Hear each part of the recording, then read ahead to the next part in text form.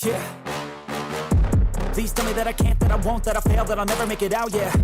Please tell me all the bad, never good, fill my head full of every single doubt, yeah. Please say any negative thoughts, I pop off when I hear people say I cannot. I get off to the thought of proving everyone wrong, I won't stop to the top, so you better back off and get lost. I'ma stay loud, stay proud, never running out, never heading south. I'll be spreading out, call it word of mouth, can't put me down, I'll be getting loud. You can have it douse, not what I'm about, have your f***ing cloud, it be raining now. I keep making sound, go another round, I'm legend bound, can't stop me now.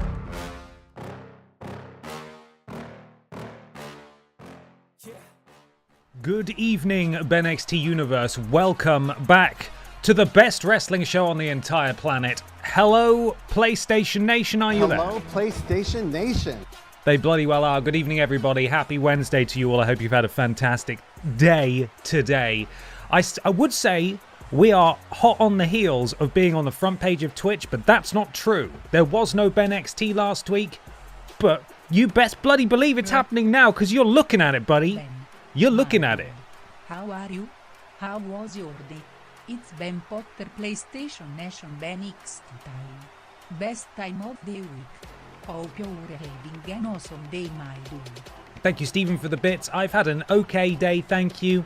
Been feeling a bit under the weather, but hey, nothing can get in our way when it comes to the wrestling, right? And it's also still really, really, really fucking cold. So I have got a blanket on my knees like grandma, and I did have a blanket over my shoulders as well. But then how can I be a shill?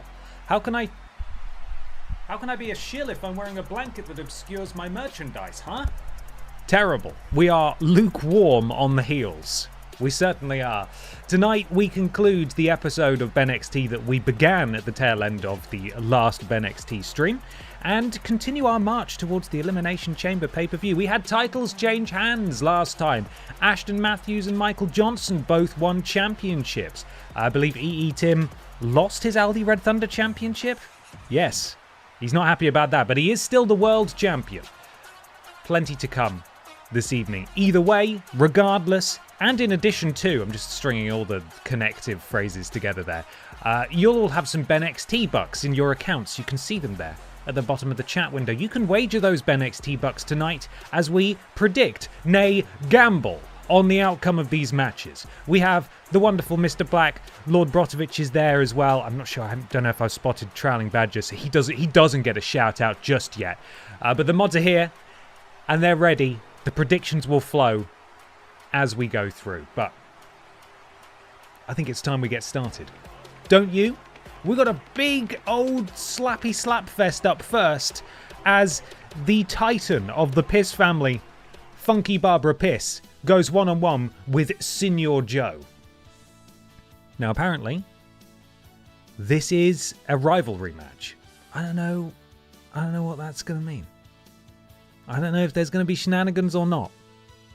But what it does mean is that, yes, probably, Lord Brozovic, you may have to be funny for the predictions again, I'm sorry. Or you can just do Metal Arm versus Fringe. Gets the message across, doesn't it? It'll work. Oh, he's there! Hello, Trailing Badger.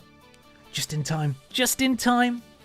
We're concluding. Oh, you know what? We can have a look back at what happened in this crazy BENXT match that we concluded the stream with last time. Of course, we had the Wide Championship defended in a ladder match. Michael Johnson won, becoming the brand new BENXT Wide Champion. Look at that, immediately.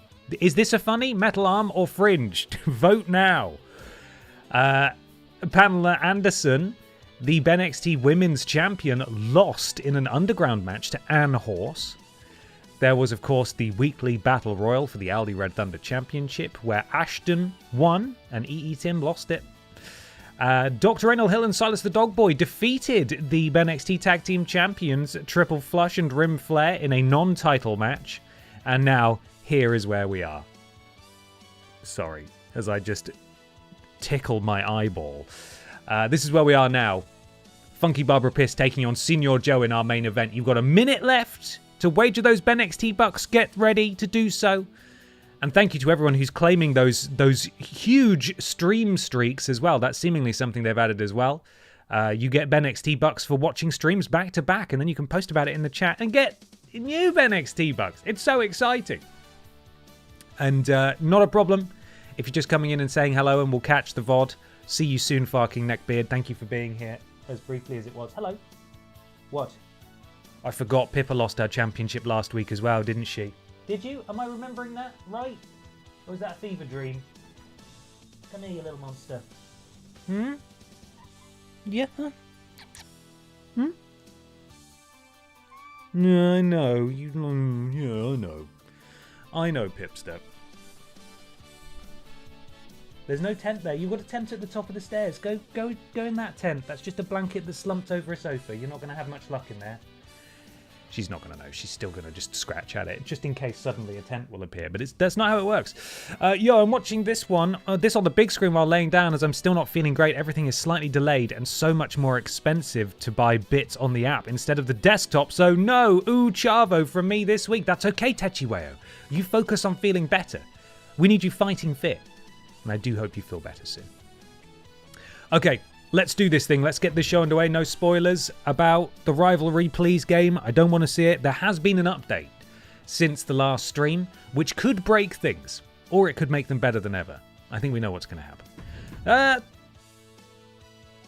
Mild spoilers there for potentially something that's about to happen. But that's okay. That's fine. Benson Boy, thank you for the bits there. Tiny Uchavo for Techiweo. Uchavo. There we go. Right. Let's get cracking, everybody. Our first match is underway now.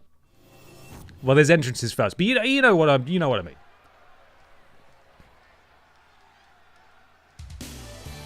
It's pissy time, everyone. It is pissy time. Did you do the reduced time out of the ring thing someone has written about on the Discord? No. I tell you what, we'll do that after this, yeah? Someone made a fantastic suggestion on the Discord about how to reduce the amount of time people spent out of the ring. There is a setting. We'll go looking for it.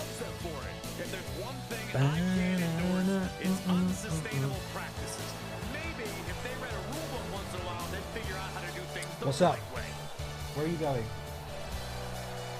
Pippa just being a monster, that's fine. As she is wont to do.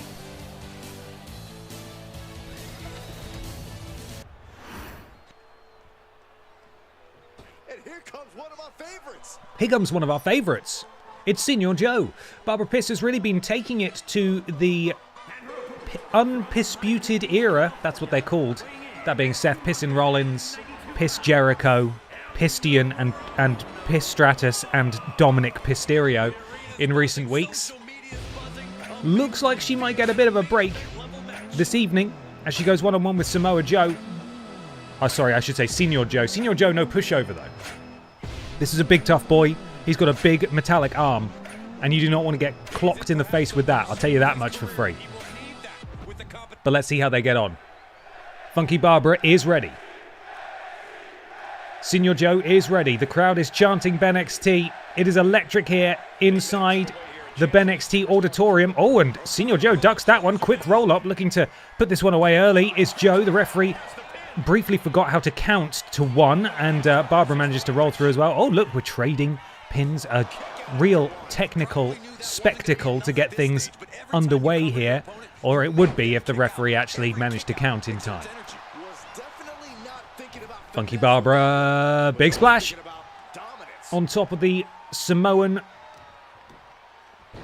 Nightmare. I'm just trying to come up with a moniker for Joe there. It doesn't matter. Funky Barbara, though, raining down those boots to the face of Senior Joe. And now picks him up, spins round. Oh, stiff right hand to the face of Joe there. And Funky Barbara Piss is starting to roll now as Joe eats body shots, face shots, double underhook suplex there. Butterfly suplex sometimes, that is called. As Funky Barbara goes to the top rope. What could she be looking for here? Surely not the sparkle splash. No, just an elbow drop there. The crowd got their smartphones out, took photos with the flash on there, so you could tell something significant was happening. Joe manages to get out of the way of that, though, and now it's Barbara being absolutely chopped apart, and a European uppercut from that horrific metallic arm. Referee again taking his sweet fucking time to start counting. And Joe, full head of steam. Oh, sent on. All the body weight of Joe across the ribs of Funky Barbara. And another strike spins Barbara around. Back suplex there. Expertly delivered by Senior Joe. Ref is in the pocket of Big Piss. And now it's Joe who's going to the top rope. Don't often see Joe up there. What could he be looking to do? Oh, he drops an elbow of his own, but Funky Barbara rolls out of the way, and now Joe's in real trouble. Bounces his face off the knee, and then drops the elbow for good measure. Does Barbara? Barbara has her signature as well. Could be closing in on the end here.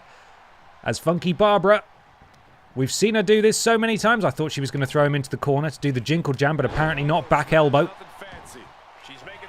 Oh, and what is Funky Barbara looking to do here? I talked about the Sparkle Splash earlier, and there it is. Oh, no, we don't often see the Sparkle Splash, and she might be a little bit out of practice there as she completely biffs it. And Joe immediately into the cover, and because Joe countered that, he's now got her signature. So he's absolutely turned this around. Combination strike turns Funky Barbara inside out. Joe's got his finisher now, and he locks it in. That's the Coquina clutch there from Senior Joe to Funky Barbara. Funky Barbara in a bad way here. Things going from her being fully in control to being completely at the mercy of Senior Joe. She has been able to fight out of it, and these two will now renew hostilities.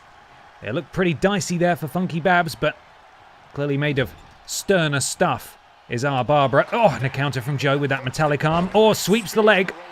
Surprisingly agile for a big man is Senior Joe. That's why he's had so much success in his career. Oh, the repeated strikes and the spinning back fist. I don't know what Joe was waiting for then. Gave Barbara the opportunity to get in, and then the same thing happened, except Barbara's now been able to counter. Back and forth, these two go. Oh, knees to the ribs and then just throwing him away like a child, and Barbara's calling for something now. I have absolutely no idea what it is. Massive clothesline, and Joe is down. And there go those boots again. And Barbara climbs out. Picks Joe up by that metallic arm.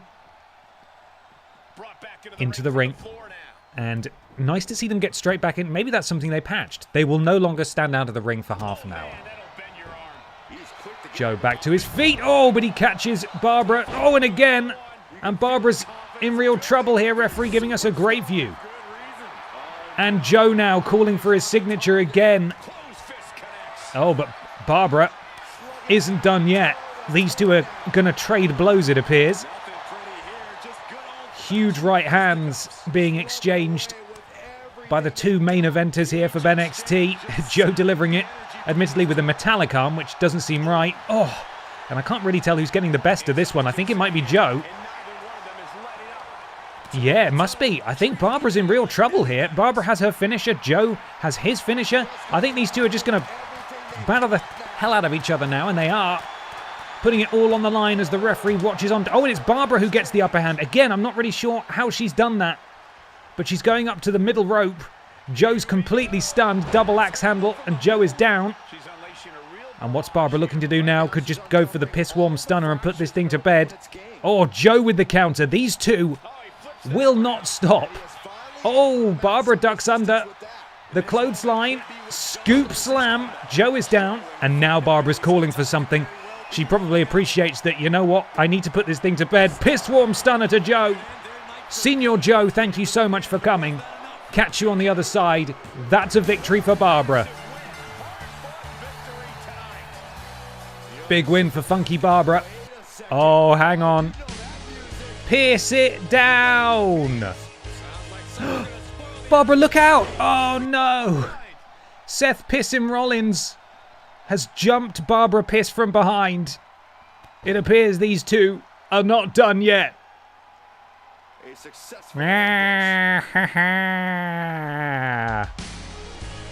Funky Barbara with the win. But the Undisputed Era are not done with the Piss family just yet.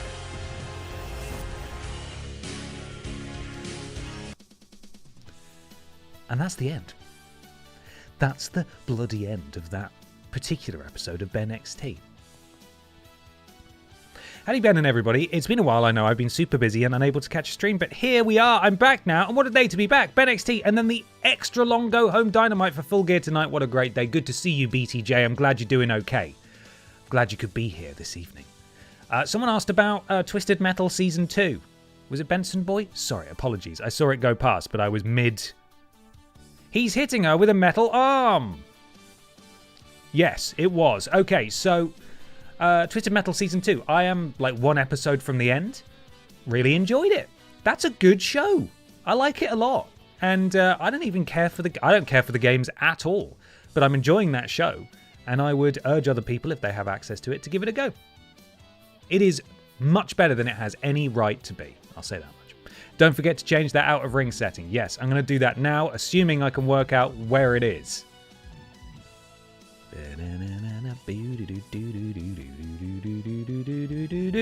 He's singing it all out of time, even though it sounds right in his headphones. Boo boo. I think I'm going to have to go into the Discord and scroll up a little bit and see if I can find it. Where is it?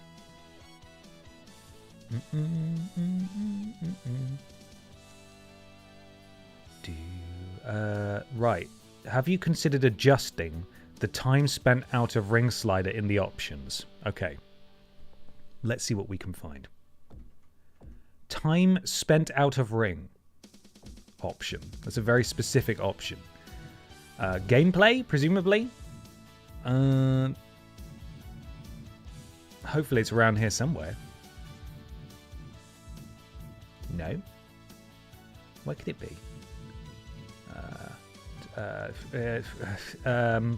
With the different tabs. Yes, there were. Presentation balancing. Okay. Maybe it's in one of these. Just run in. Stamina cost. Rollout frequency. Rollout duration. Feeding frequency. Where on earth is it? Where could it be? Wouldn't be targeting, would it? Advanced? Oh my god. Crikey. Previous finisher influence 3+ players. That's an insane thing to want to adjust. I don't know which one it is. Yeah, I'm not really sure where I would even look for this. Is it rollout duration? No, increase or decrease how long a character will remain down after rolling out. That's not it. That's not it at all. Referee downtime. Yeah, I don't know. I don't know what this setting is. I might have gone past it, or it might be under a different name, but I can't see it. So I'm going to assume that's it. Let's just say we've done it. I've looked for it. I can't see it. It doesn't exist. Doesn't exist. Let's move on. It's now an episode of Pip Down on the agenda.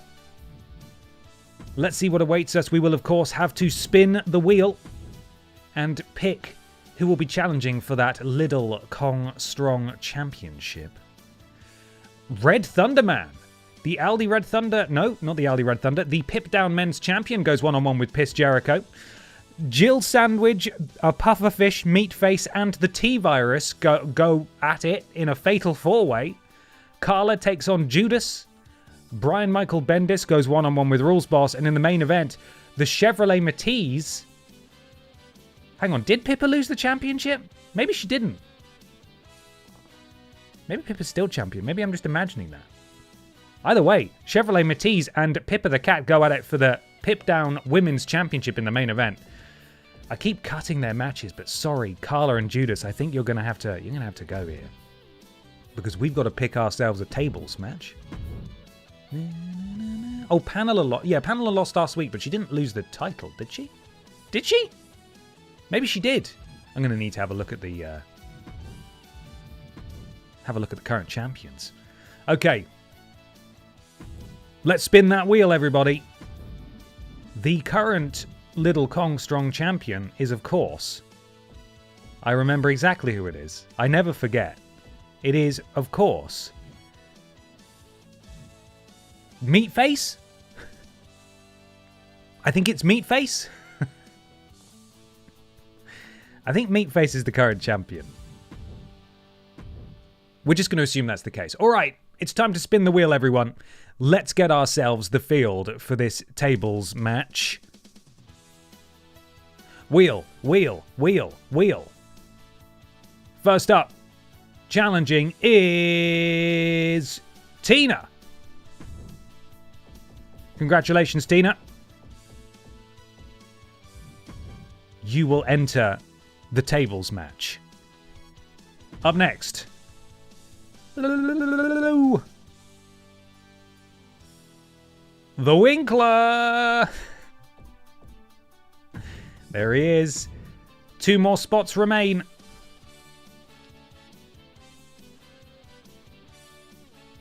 Bob Pistottir challenges for the title, and the final spot goes to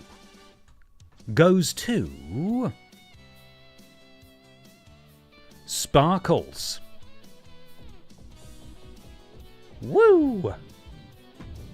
And there we are. That is what the field looks like. This will tell us for sure. Yeah, it's Meatface. Meatface is the champion. There we are. So we got that match to look forward to. The weekly tables match for the Little Kong Strong Championship. Let's save that there. There we are. We begin tonight, however, with the Pip Down Men's Champion, the Red Thunder Man, taking on Piss Jericho, who is normal and real. So let's get cracking. First match, Red Thunder Man versus Piss Jericho. No spoilers there. Predictions will be coming your way in just a second. Make sure you wager those BENXT bucks. Win big or small. Win big or small, or not at all. That's how we do it on the Pip Down. That's right. That's how that goes. I've decided now. That's a saying. Let me find their music. There it is. Okay, here we go. Red Thunder Man, Piss Jericho, 1-on-1. Kicking off Pip Down.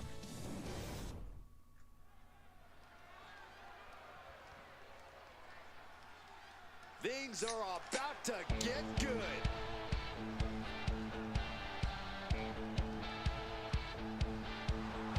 Here he is.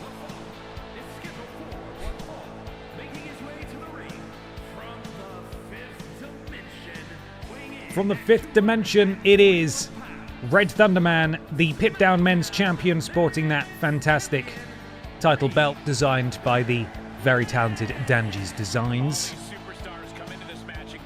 And he's hopping his way down to the ring. Title not on the line tonight, of course. I believe it was Piss Jericho who... he may have lost a match, actually, last time on Pip Down. And the Aldi Red Thunder Man was waiting for him, stared him down, maybe even surprise attacked him as well. These two are very much in a feud. Both want their pound of flesh in this one. Has my controller turned off? No, I'm not allowed to skip this for some reason, which bodes well. So we just got to wait for it to finish and hope it doesn't crash. WWE 2K, may we please continue? Okay, there we are. No. No, we're still watching. Red Thunder Man, we are not allowed to skip his entrance. I am changing camera angle, though. I'm not meaning to. I can... That was weird. Is it going to break now? No, we're fine. It's fine. And here comes his opponent. Representing the undisputed era, it is, of course, Piss Jericho. Eventually, there he is. Boo! Hashtag not my piss family. Not my piss family, thanks.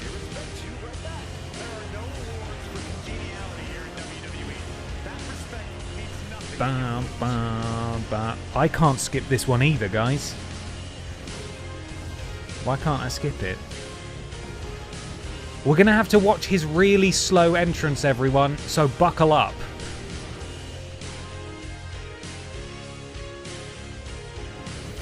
Oh, okay, it just... Oh, the Red Thunder Man, he's hiding. Oh, honestly, that's probably the reason I couldn't skip either of them.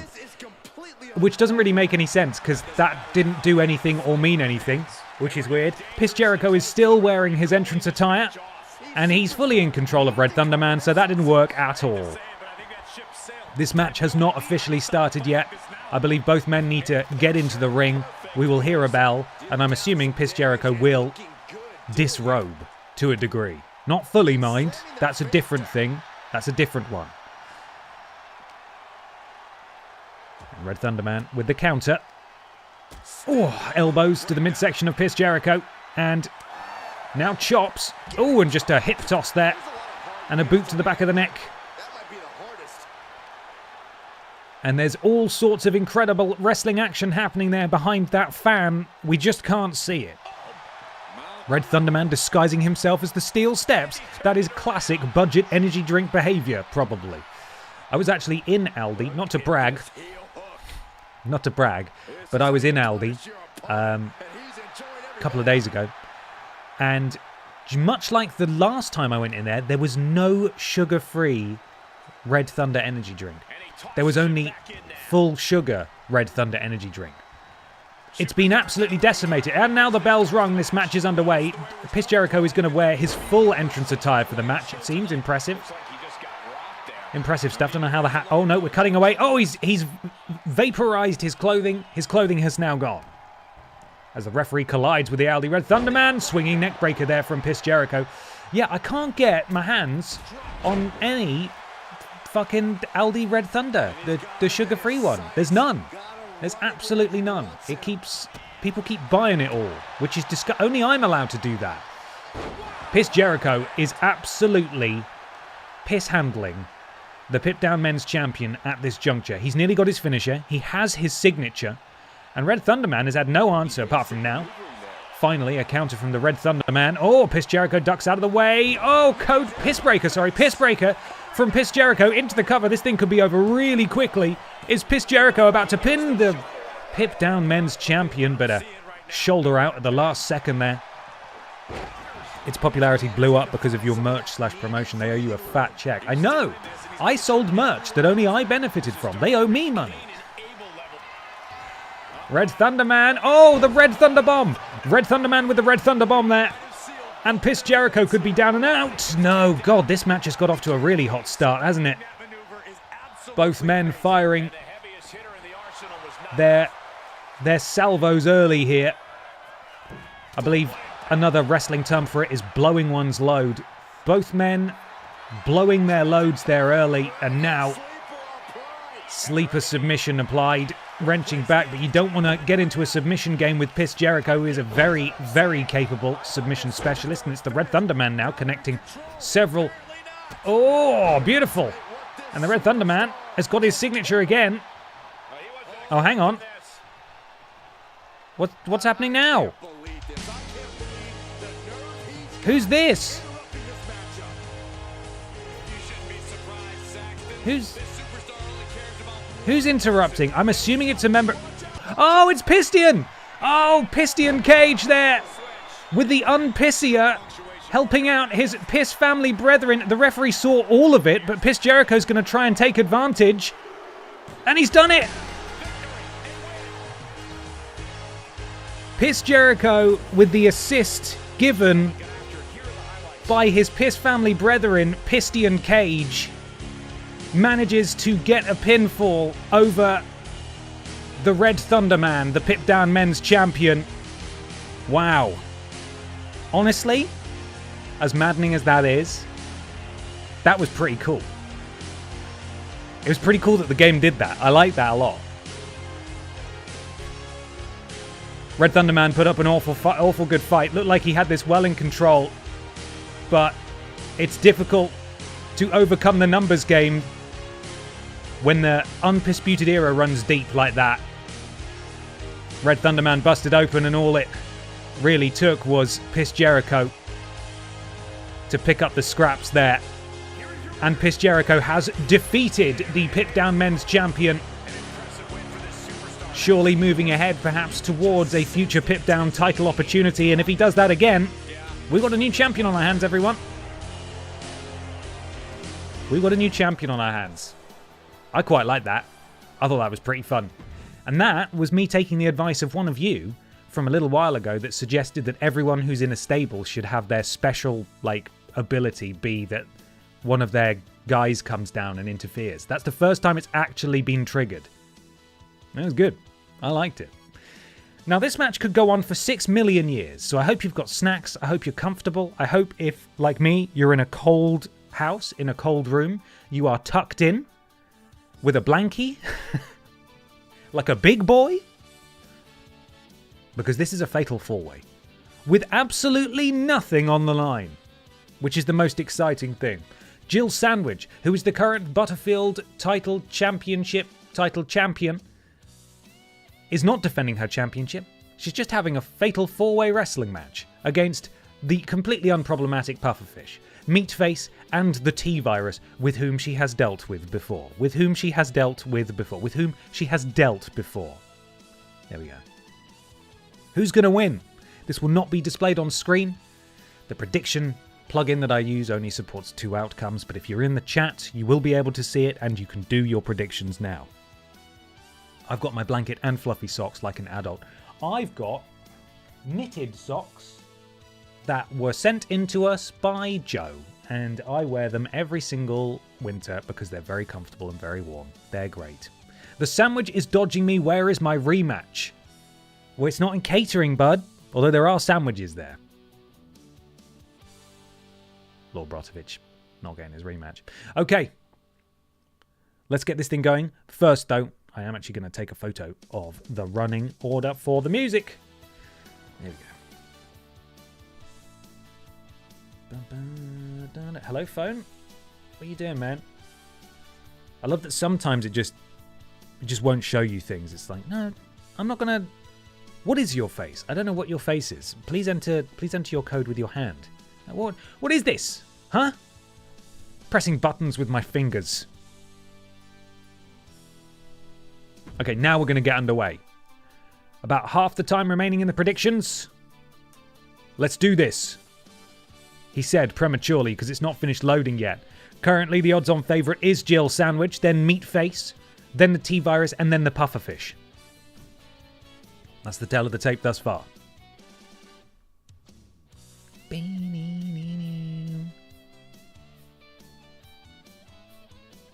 Okay, I'm ready now.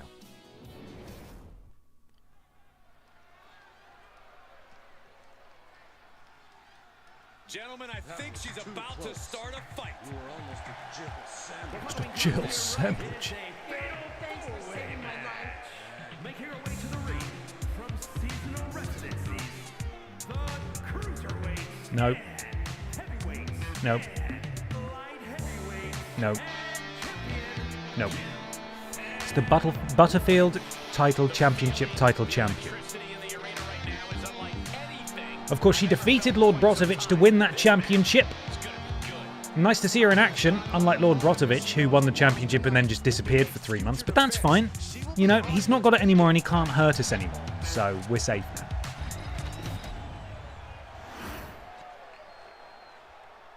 Oh yeah, I am pumped for this guy.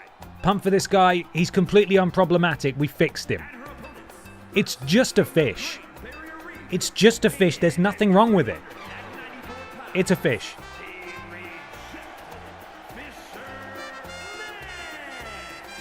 Just look at the swagger on display. I love it. Swagger. Really, Saxton? You know a number of people in the back just despise this superstar. Well, the WWE universe. A number of people in the back despise this superstar. That's not very nice, is it? Bam, bam, bam, bam, bam, bam, bam.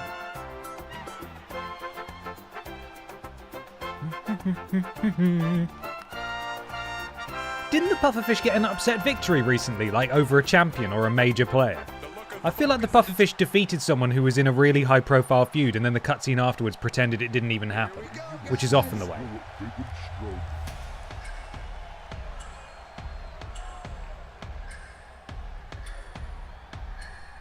The Meatface is here!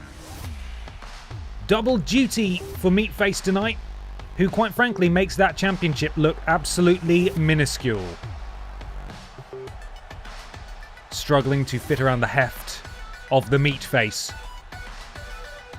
But hey, at least he gets to walk into 2 matches tonight as champion. That's pretty cool, I suppose. From every man's nightmare it is. the meat. It's not even connected at the back. You can't be showing that. So disappointing about Listen, I'm a fish ally, okay? But that sometimes you do need to censor the fish, all right? I can't give you specific examples, but you do need to censor the fish sometimes. Okay, and our final competitor in this fatal four-way is Virus, whom Jill Sandwich has plenty of history with. She was one of the finalists in the Women's Royal Rumble match just a few weeks ago. Didn't quite get the job done, though. Will not be main eventing Walrus Mania.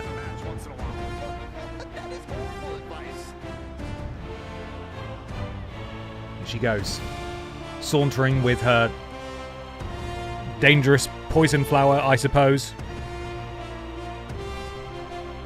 The scourge of Raccoon City, Virus. Now, if you're unfamiliar with a Fatal 4-Way, this is the same as a normal match, but with 4 people. So it's the first person to pin or submit one of the other opponents, one of the other members of this match, gets the win. So as soon as you start to pin someone, everyone, Terminator style, snaps to you and tries to break it up. It's going to be a bit of a clusterfuck. Who knows when it's going to happen? Regardless, I think we can all agree that perhaps Jill Valentine, one of 2 champions in this match, definitely does not have the height or strength advantage. And there it is. Pufferfish immediately breaking up that pin attempt from Jill Sandwich as the 2 champions go at one another. And Meatface, Pufferfish, Virus. Oh! And Jill Sandwich, T-Virus very lucky to get out of the way of that. And now we've got the Jill Sandwich T-Virus face-off that we were all hoping to see. Pufferfish slams down Meatface. Side Russian leg sweep from Jill Sandwich. Jill, the only one standing tall at the moment, as I think she's attempting to choke the life out of Meatface in the corner. Fuck knows, the referee's not giving us a very, very good view at all. And now, on the shoulders of the T-Virus, Jill Sandwich slips out. Takes T-Virus down at the knee. Meatface waiting though. Hoists up Jill Sandwich into the turnbuckle and sent across the ring. A lot of them are wearing very similar colours, which is kind of embarrassing. You know, you'd have thought they'd have had a conversation backstage. Whoa, gut-wrench suplex there to Jill Sandwich as Meatface continues to assert his dominance. Slides out now, and I should also say there's no count-out and no disqualification in Fatal 4-Way matches, so weapons are legal, and just like that, Jill Sandwich completely clocked with that chair, manages to disarm Meatface though. Although Meatface back on the attack as Pufferfish stalking the T-Virus on the outside with one hand. Jill Sandwich was hoisted aloft and Meatface looking quite proud of himself now. Pufferfish working on the leg of T-Virus in the ring. Meatface getting a bit cocky maybe as Jill Sandwich makes him pay, sends him back into the ring, and I was going to say all 4 members are now back in the ring, but that is not the case. Let's have a look at how people are doing. Stats-wise, T-Virus has a yellow body, most of the way towards a signature. Similar situation for Meatface. Pufferfish has his signature. Oh my god, he's up top. Oh, absolutely wipes out T-Virus. And Jill Sandwich is, while not being hurt at all, is nowhere near a signature.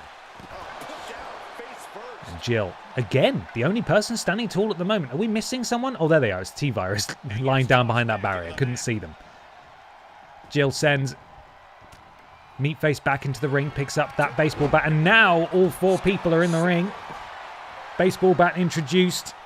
Cracked across the back of T-Virus, who drops that elbow, completely misses as Meatface hurls Jill Sandwich, and now Pufferfish sends Meatface into the corner. Big splash!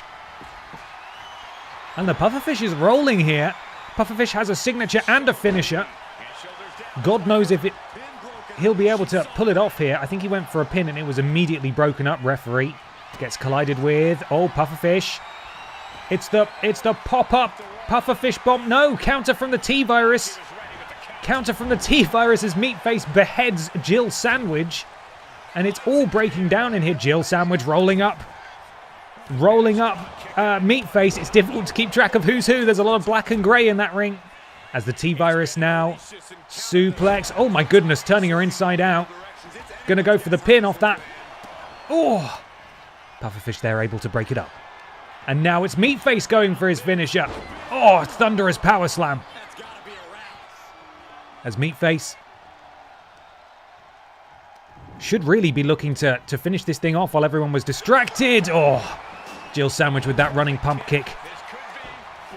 Into the cover. Break up by T-Virus. And T-Virus now sends Jill over the top ropes as the Pufferfish rolls out voluntarily. And Meatface is looking very good indeed, although he walked straight into a knee there from Jill Sandwich. Jill with repeated strikes now knocks the Little Kong Strong champion flat. As the Pufferfish re-enters the ring with a kendo stick. Meatface saw it coming. Boot to the midsection. Chops and strikes and into that bully choke there from Meatface. And it appears the Pufferfish has managed to get his way out of it as you see Jill Sandwich desperately trying to ensure that no one taps. That would of course mean that she loses. Oh, that delayed dropkick had some venom behind it. As we are down to 2 in the ring now. Pufferfish and Jill Sandwich. Jill completely mistimed that. Still in control though. Several boots to the midsection. Leaping flatliner from Jill Sandwich. Can she string this into some more significant offense? She goes to the top rope. She's got her signature and her finisher. Swanton bomb there from Jill Sandwich. Meatface will be there immediately to break it up though. And that is the peril of doing business in a Fatal 4. Fatal 4-way. There will always be someone who is ready to break up a pin attempt or a submission. As Jill hacks away at the leg of Meatface. And I believe Meatface was the victim of the T-Virus's finisher there as well, that we may have missed. Oh, gory special. Oh, gory bomb, rather. Everyone's on the outside. No one's getting... Could anyone get there in time to break it up? They can't. It's the Sandwich. Jill Sandwich walks away with the victory in this Fatal 4-way. And what a match that was. Everyone putting on an absolutely incredible performance there. Lord Brotovich is sad. But it's the Sandwich who stands tall, defeating the Pufferfish, the T-Virus, and the fellow champion in this match, who may not indeed walk out of Pip Down tonight as champion at all. Meatface.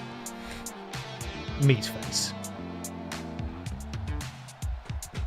The action was fast and furious, but it's the Butterfield Championship title champion who walks out with the victory tonight.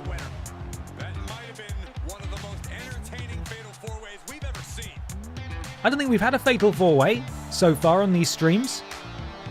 That was good. I liked it. I mean, it could have gone on for thousands of years, as I said, but still, instant classic, say the viewers. Instant classic. Sleeps with Scissors, thank you so much for the resub. 4 months, appreciate it. I hope you've had a lovely day. Hope you're enjoying the stream. But we need to continue. 3 losses in a row for me. Oh, Richard, I'm sorry. Hey, but it could be different now. As poor Meatface has to trot his ass back out to defend his Little Kong Strong Championship in a Fatal 5-way tables match. I explain it every week, but if you put someone through a table, you win the championship. That's it. It's as simple as that. Could be over in a matter of seconds, could be a matter of minutes. Who knows? Predictions will be live in just a second. I'm going to whet my whistle before getting into this one.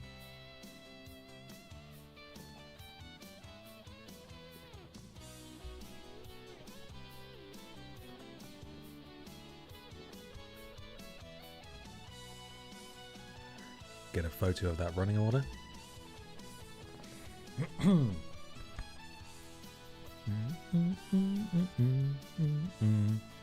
Barb having to fight her mum, yes.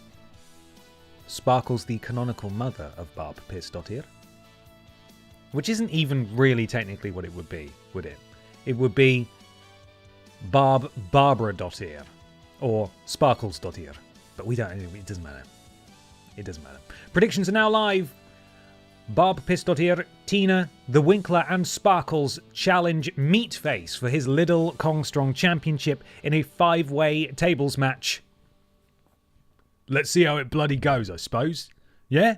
Let's see how it bloody goes. Bum, bum.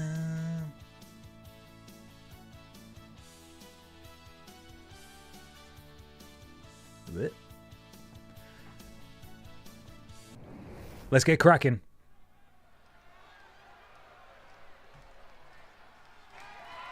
Barber's the odds-on favourite. Then Meatface, then the Winkler, then Sparkles, then Tina. Nope.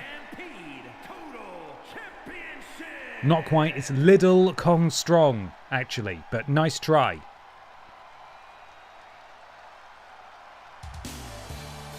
And here is Barb Pistottir. From the other side of darkness. Yet to taste gold. Tonight could finally be the night that it happens. For the champ to prove to everyone that there truly is none better in all of WWE right now. When the week of the last Podius happens, you should totally have a big send-off on pay-per-view on BENXT, and all the matches are Vidiots things, and the main event must be TP versus you versus Mikey. Or you could do you three versus Y2 Piss and his buddies in a trios match. Either would be great. That's a lovely idea.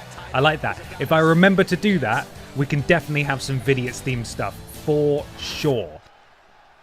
Barb Pistottir in for a big fight tonight, as I have not queued up the next music, but it's just Tina, so who cares, right? It's just Tina. Sorry, Tina, don't hurt me. Tina of BB and Tina fame. Tina of children's German television, BB and Tina. We all know BB and Tina, right? We all know BB and Tina, right?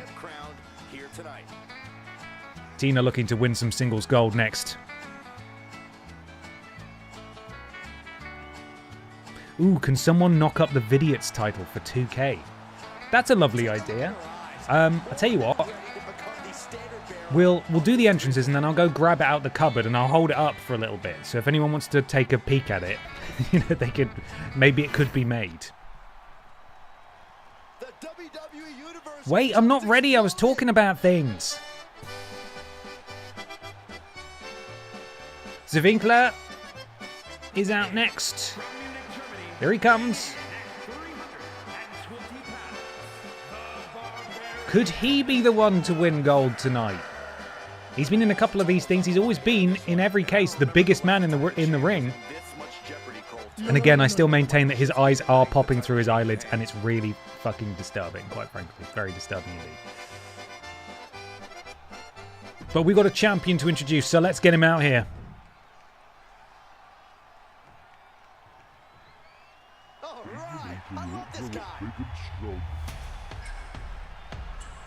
Could be the continuation, or the culmination, indeed, of an absolutely horrible day at work for Meatface. Unsuccessful in the match just gone. He walks into this match with a very high statistical likelihood that he will not retain his championship. It's a Winkler thing, Ben, just deal with it. They most certainly clip through his eyelids. Melodino, thank you for the resub, 6 months. Yay, more wrestling. I agree, man. My favourite. MFW actually stands for Meatface when? The champ comes into his title defense incredibly competent. Right, we've got another member of the Piss family to introduce now. Eventually. She does have her own music, actually, though.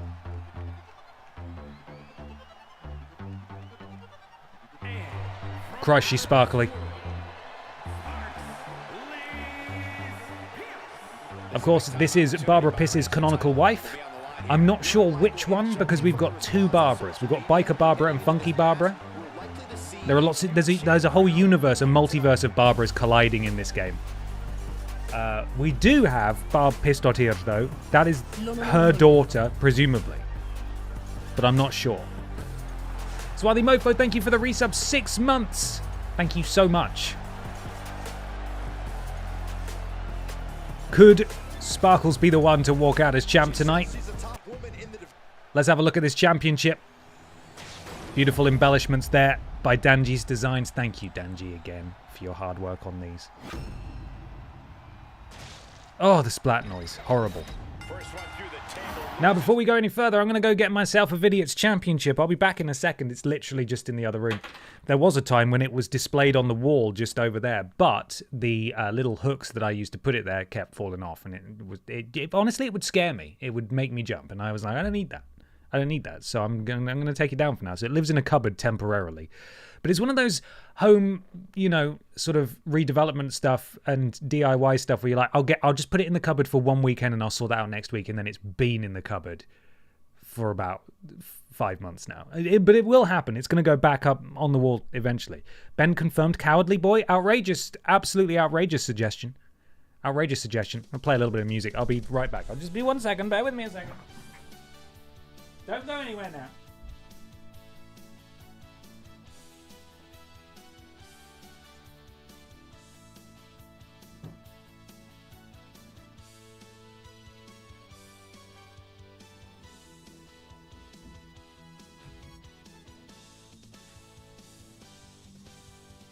Okay, I got it. I've got it. I've got it. I've got it. I've got it. So this hymn is beautiful.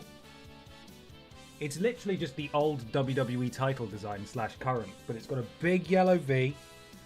It says VODs Champion along the bottom, and the side plates say VODs and Podiots, and that's it. It's a yellow WWE title. I say that like this didn't take an awful lot of effort to make. It clearly did, and it's fantastic, and I love it. But I mean, hopefully it should be pretty easy to replicate with the tools in-game. That's what I meant by that. So yeah, there you go. I'm going to put my blanket back on now. Bear with me, just got to put my blanket on. There we are. Lovely. All tucked in. And ready to go. Okay, let's do some wrestling, guys. Replica BENXT belt merch when? Oh, imagine. I could probably put it on a shirt. You remember that shirt John Cena had? Where it was the shirt and then it said the champ is here with 2 arrows pointing down? It's a lot like our legs merch at TripleJump, actually. Okay, here we go. No music, please. Stop it. There we go. Right, Tina immediately is the first person to remember what she's meant to be doing and goes after that table. Although, you know, oh God, we've got some, oh my goodness me, we've got some daughter on mother violence there. You don't like to see that. As Meatface, Jesus Christ, Meatface's head gets splattered across the floor. Oh, and the Winkler decides that no one gets to use the table as yet. Suplex to Barb Pistottir. Meatface, oh no! Meatface gets punched out of his shoes by the Winkler, who is just throwing wild strikes left and right. And the much smaller Tina now decides to try and take it to the Winkler, and she does, to be fair. Rolls out of the way of Barb, misses, oh, doesn't get that second one though. And Barb absolutely wallops her in the face, and now it's the Winkler who has the table. Sparkles with an impressive roll. Uh-oh, oof. Okay, I was going to say Meatface knocked over that table. I think the Winkler was definitely going to put her through it. But this match continues as Meatface puts the table down, potentially looking to reclaim his throne here, but actually everyone's just leaving the table side area. As Sparkles and the Winkler exchange blows, Meatface just throttling the life out of Barb Pistottir on the outside, and Tina's left all alone. She's not really sure what to do. She probably should have stayed in the ring. Sparkles now is in the ring. Oh, and absolutely launches herself out. Takes out the Winkler. And Sparkles, if she's not careful, is about to get hit by a kendo stick. Tina, not really sure. Okay, Tina took way too long. Oh, and Sparkles absolutely clocking everyone with that table. As Meatface continues to attack Barb over there. Sparkles back in the ring. Introducing a second table now is Sparkles. Sparkles sets up the second table. That ring is a dangerous place to be. And Meatface again manages to knock it over. But there is still one standing. Sparkles. Uh-oh, Meatface with Sparkles up. Sparkles manages to slip out at the last second. takes the champion down at the knee. Counter from Meatface now out, and Tina's the one who drops the second table with her face. Tina sent into the ropes. Oh, huge scoop power slam there by Meatface, by the champion. Table picked up. Sparkles now looking to do something nefarious. Not sure what. The table is set up again as it's just Tina and Meatface in the ring. Could we be about to see a retention here from Meatface as he turns around, Tina in tow, and it's Tina who's gone through, and Meatface retains his gold.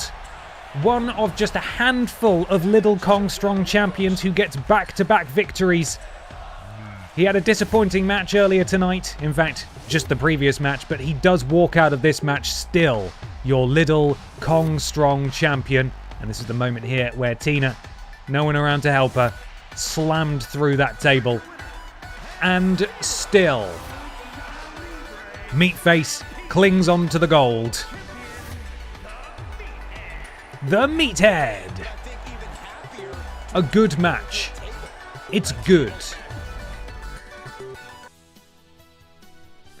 We move on now to a heated affair between two multi-time champions. Brian Michael Bendis, hello PlayStation Nation, goes one-on-one with the fearsome rules boss. Who will win?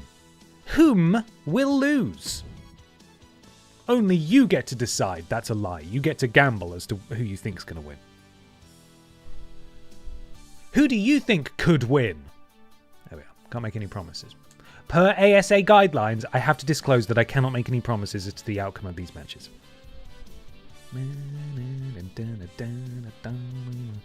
Wow, that was quicker than Jeff throwing someone out of the ring into a table accidentally. That one was a quick one, and it was the Drinks Fairy who was thrown through. Predictions now live.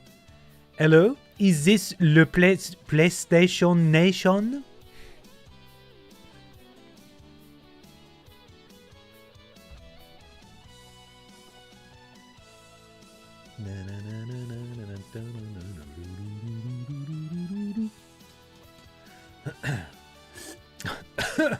Right, don't want to inhale that. It's not as good in your lungs. Not as good in your lungs. Right. Let's get cracking. We are about to see something good.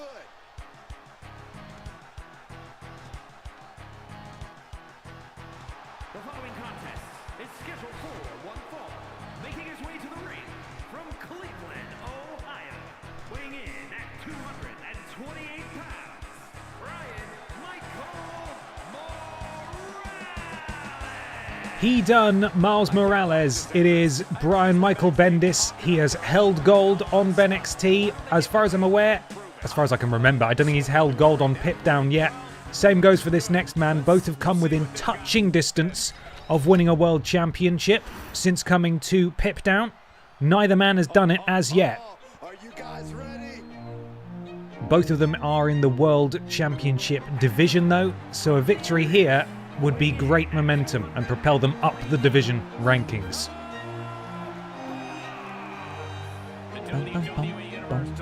You know what's scary? In just a matter of a few months, we're going to have WWE 2K25. Isn't that hype? Isn't that frightening? And then we get to start all over again. But your BENXT Bucks will carry forward. So, you know. BMB has that slippery factor, so he's got this easy. With new bugs to discover, yeah, absolutely. We get to remake everyone on the roster. To be honest, when the new one comes out, probably the first couple of weeks will just be me playing through the campaign mode, so I can quietly in the background, in my spare time, begin to build BENXT. It's not like day one. You get to build BENXT. The rules boss is here. Brian Michael Bendis is here. Let's see which of these former champions is truly the Pip Downest of them all. BMB in full suit. Rules boss in pants and hat. And we're underway. BMB immediately the leg lariat drops rules boss. Right out of the gate with a massive strike here. BMB. Oh. Referee, that can't be legal. Bryan rocking and rolling very early in this one. Slingshots himself over the top rope, and there's a senton. Immediately into the cover. A little bit insulting to Rules Boss here. This is not going to put this one away, of course. Kick out at 1. And then... oh. Counter from Rules Boss. And Rules Boss continues the strikes. Oh, just launching him by his head. Not really sure how that even works. Can't. It's very true. Bartending Gamer, thank you very much for the bits. We'll still be able to use 25 for a buffer zone while BENXT 26 gets built. That's a very good point, yes. We definitely can do that. I do want to play the career mode, though, on stream. In whatever form that takes. I know it's not quite as exciting, perhaps, as episodes of BENXT and Pip Down, but if there's a way we could sort of do both, maybe like an hour and a half of one, an hour and a half of the other, that'd be good. That'd be good. Bryan Michael Bendis springs up to the top rope. Oh, and Rules Boss did not see it coming. And this could be an absolute murder here. Bryan Michael Bendis has not been touched yet by Rules Boss. He has been on fire since the word go. Oh, and now Rules Boss gets the counter. And now it's Rules Boss's opportunity to get back into this thing. Wrenching back on the arm of BMB. Oh my goodness me, that is nasty to look at. Almost a patented Batman move there. Speaking of which, I'll be live tomorrow morning at 11 AM playing Batman Arkham Knight. Do come along. Rules Boss now going for that cross arm breaker on Bryan Michael Bendis. How's he going to design more beloved Spider-Man characters if his arm's broken? Hey Tori, how you doing? Rules Boss. Oh, walks straight into that head scissors takedown, and Bryan Michael Bendis has his finisher. Rules Boss is on the ropes, and I fear for the boss here. Counter at the perfect time from Rules Boss. Bryan Michael Bendis was going for his finisher, which means Bryan does not have it any longer. Rules Boss has stolen it, but Bryan Michael Bendis is so fast. It can be difficult to slow him down. Oh, butterfly, German suplex. That is beautiful. German suplex that grandma. German suplex that grandma. Rules Boss. Starting to rock now. Rules Boss with a finisher. Locked and loaded. Could we see him turn this thing around? And Rules Boss now has Bryan Michael Bendis perhaps where he wants him. Scoop slam. Plants. Oh, counter from Bryan. Oh, and a counter from Rules Boss. Oh, a counter from Bryan. It is back and forth, but it's Bryan who gets the upper hand first. Oh, several strikes. Bryan gets rolling. Rules Boss sort of rotates a little bit, but ends up walking directly into that. And Bryan looks a bit worse for wear now, a bit knackered. He goes up to the middle rope, and Rules Boss is down, beckons for him to get up. And what is Bryan going for here? Rules Boss sidesteps it. Rules Boss has very much turned this around in his favour. Ducks under. Oh, but a counter from Bryan. Oh, and then a Spanish fly from Bryan as well. Bloody hell.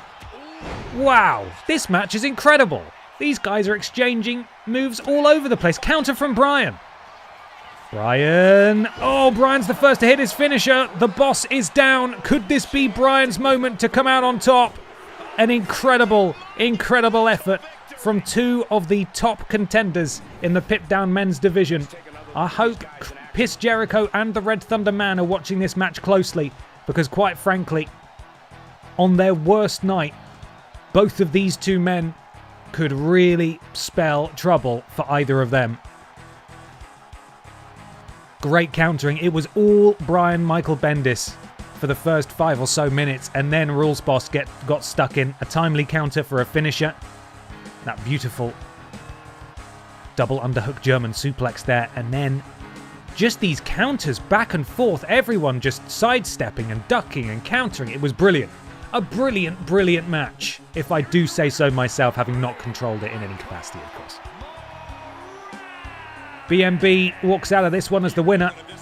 Momentum potentially being built towards a future title opportunity. We will have to watch it very closely. 2 in a row. I could get into this gambling thing.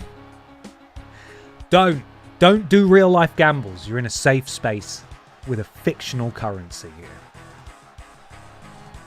It's real to me, damn it!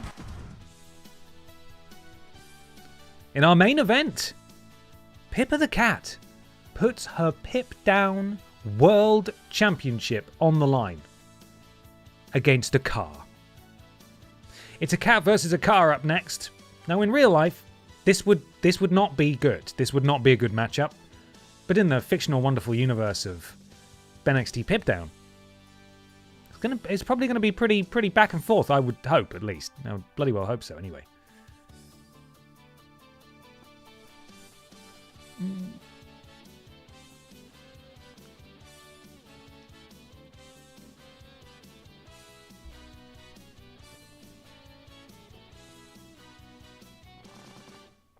Pippa is probably hiding in her tent somewhere. No, of course not. She's getting ready for her match. Stupid. Pippa is getting ready for her match. And that's fine. Predictions now underway. 100% for a little while there of the channel points were wagered in the favour of the current champion. Old PTC, Pippa the Cat. Hey, but the Chevrolet Matisse has strung together some pretty significant victories recently. We mustn't forget that. Similarly for her tag team partner, the Fisher-Price car, as well.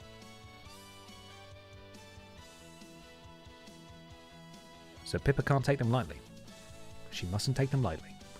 Let's get this World Championship match underway, shall we?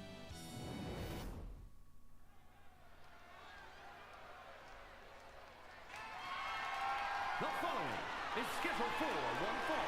Yes. It is for the Pip Down. Women's Championship. Here we go. She is ready. Well, yeah.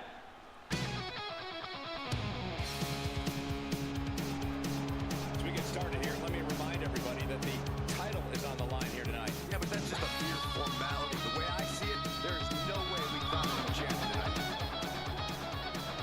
The Chevrolet Matisse. Fresh off hitting Peter and teaming with the Fisher-Price car that also hit Peter. Now has a shot at the gold. Can she do it? Can she win the big one?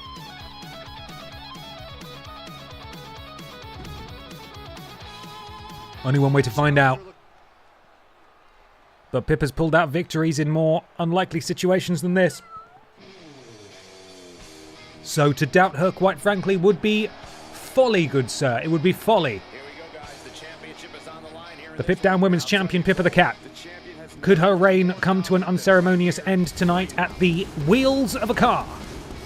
Or the car equivalent of hands? The mirrors, the wing mirrors. The wing mirrors of a car. Let's see how she gets on. No Pippa's mum or Drinks Fairy in the corner tonight. Pippa the Cat going in alone. And there is that beautiful championship. Fit for a queen.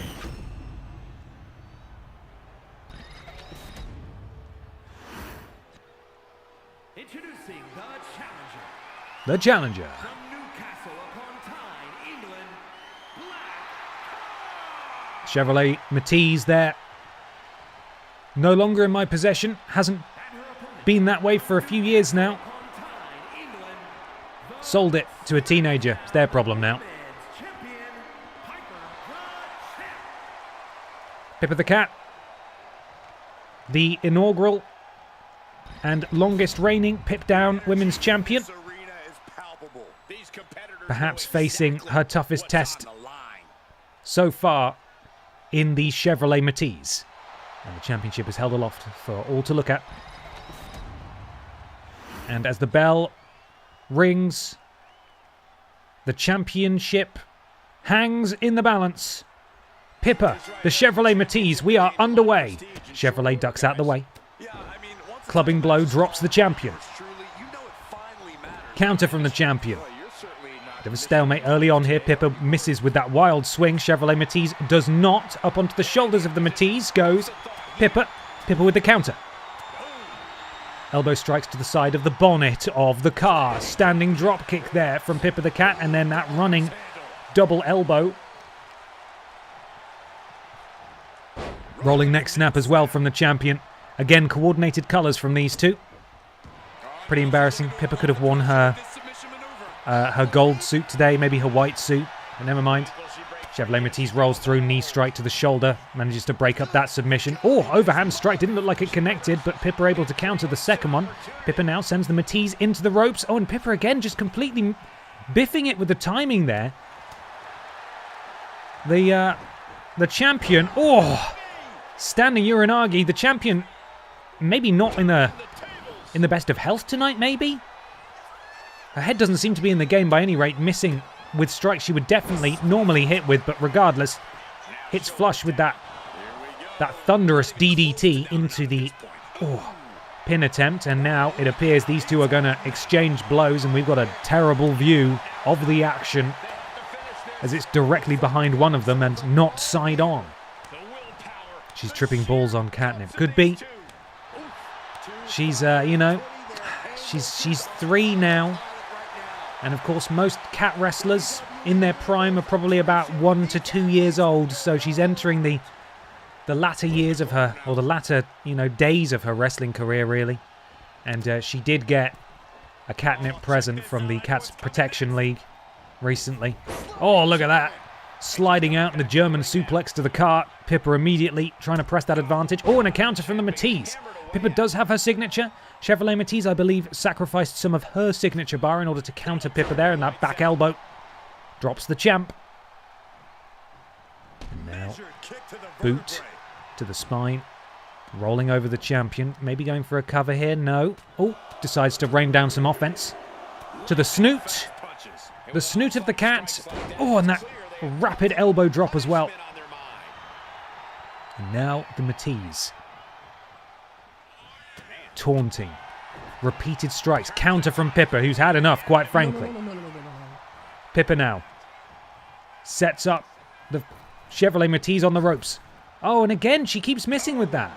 I don't know what's going on there, but that's a bit weird. Pippa, though, potentially looking to use her signature here. She's got the meow buster, the meow driver.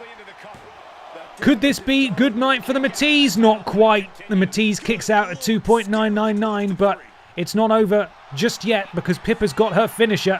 I can't remember what it is. It's the Pippa lock. The Pippa lock is absolutely securely in there. A devastating submission maneuver, but decides to let the Chevrolet Matisse go. Perhaps she knew the Matisse was just a matter of seconds away from managing to escape that. Pippa now over to the ropes, really taking her time. Up to the top rope. Chevrolet Matisse is stunned. Oh, and that's an absolutely baffling decision from the champion. Fortunately, though, the Matisse was completely out of it for the entire thing. Oh, hang on a second. Hang on a second. We have seen this before. It happened earlier in the night. It's the Fisher-Price car playing interference here. I don't know how this is allowed as the Chevrolet Matisse gets to her feet. Quick roll up on the champion. Could this be it? Pippa potentially could have lost her title via roll up, which is not what she wants. And the Chevrolet Matisse has a finisher locked and loaded as well. Delayed vertical suplex there from the Chevrolet Matisse. And this is completely swung back in favour of the Matisse now. A rope break. And Pippa's very lucky there. The Matisse has a signature and a finisher, and Pippa the Cat and her title reign are in real danger now as Pippa manages to roll out. Sent into the ropes, though, by the Matisse. Oh, deep six there. Now what? Oh, no. Turnabout is fair play. Could it be? It couldn't possibly be, could it? Look behind you, the Chevrolet Matisse. It's the Drinks Fairy. The Drinks Fairy has come to save her daughter. Absolutely impales the Chevrolet Matisse. And it's now Pippa the Cat who looks to clean up the scraps left by her mother. Oh, and it's still not enough. This match continues. The Drinks Fairy comes out to save Pippa's title reign, but it wasn't quite enough. And the Chevrolet Matisse now has 2 finishers. Oh my goodness me. And Pippa has been hit by a car Are we about to say goodnight? We have a new champion. Wow.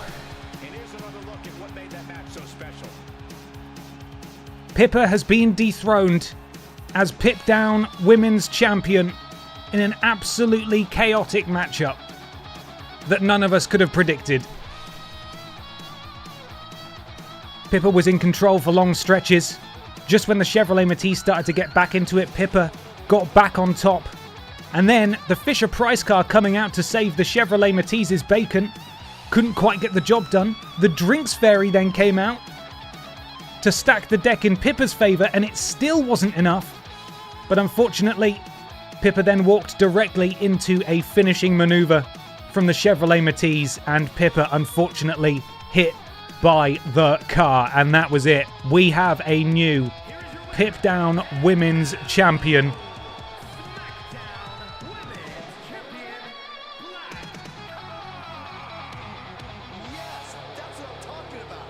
Wow. Despite the earlier distraction, they were able to focus and keep their eyes on the prize. That was a great match. We've had a couple of really good matches so far tonight. Man, I wish I knew who was coming out. I can always make obviously an educated guess, but I'd love to have the music ready, you know?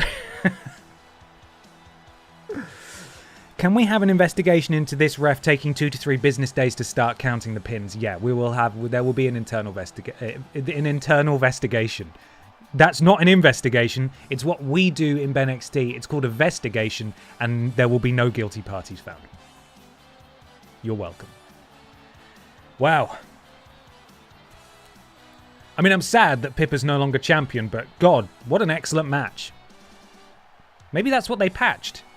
More cool stuff will happen. If match is happening equals more cool stuff. Great. Excellent. And that's the exciting thing about 2K26 as well, because in 2K25, although we aren't a massive fan of them, the promo system where they come out and they talk on the microphone, they call people out and stuff, that was added new in WWE 2K25. They're always adding new features to Universe mode. So next year, there might be even more cool stuff, or they might refine the promo system to actually be good. You don't know. We don't know. We can cross our fingers anyway. Citadel Zombies, thank you so much for the subscribe. Welcome to the thickness, my friend. A pleasure to have you here. Thank you so much for joining us. I think I've had a world record. I've lost bets 6 in a row now. Oh no. The patch only dealt with my faction 100%. I don't know, man. I'm choosing to believe. Okay. We move on. Or they remove the universe stuff and add more into my faction. Oh yeah, or the island. You guys loved the island, right? We all loved the island. Oh, Pippa. Excellent try. Excellent try. And Pippa's mum came out and she did her bloody best. Absolute scenes. Do they say that? As they say? I'm not allowed to... Okay, now it's letting me continue. Wouldn't let me continue there.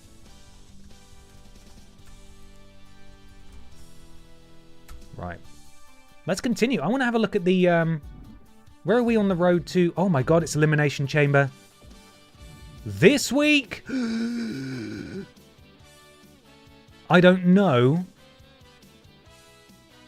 I don't know if we're going to get to the Elimination Chamber this stream, but I'll tell you what, if we crack on, we might. We bloody well might. So let's do it. Let's forge ahead. We could have an Elimination Chamber match tonight.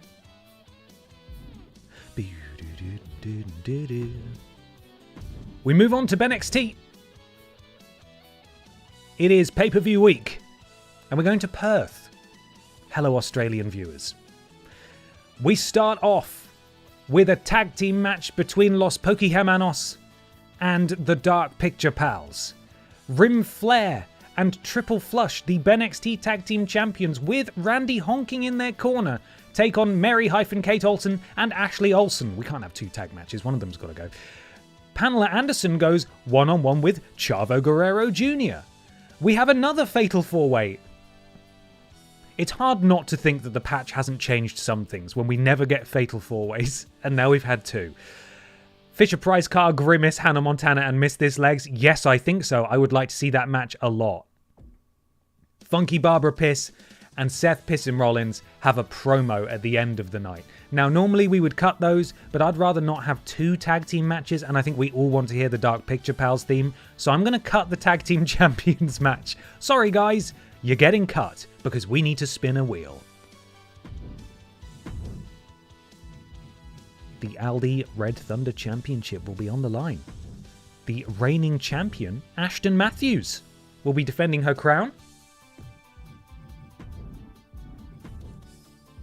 Where are we? Okay, it's wheel time, everybody. Wheel, wheel, wheel, wheel, wheel, wheel, wheel. Catch you later, Richard. I hope work goes okay for you. Wheel, wheel, wheel, wheel, wheel, wheel, wheel.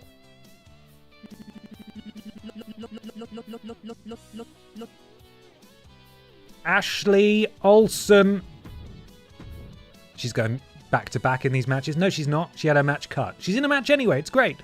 The patch notes are stability and performance improvements, added support for upcoming John Cena related content. Excellent. I'm glad. And I'm glad that my season pass doesn't cover that content. Fuck you, you buggers. Spin the wheel again. Who wants a shot at the Aldi Red Thunder Championship? It's Charlie Guillermo, who's also doing double duty tonight. Ooh, Charlie. He's got more wins than losses. That's quite rare for these wrestlers, to be honest. Quite rare indeed.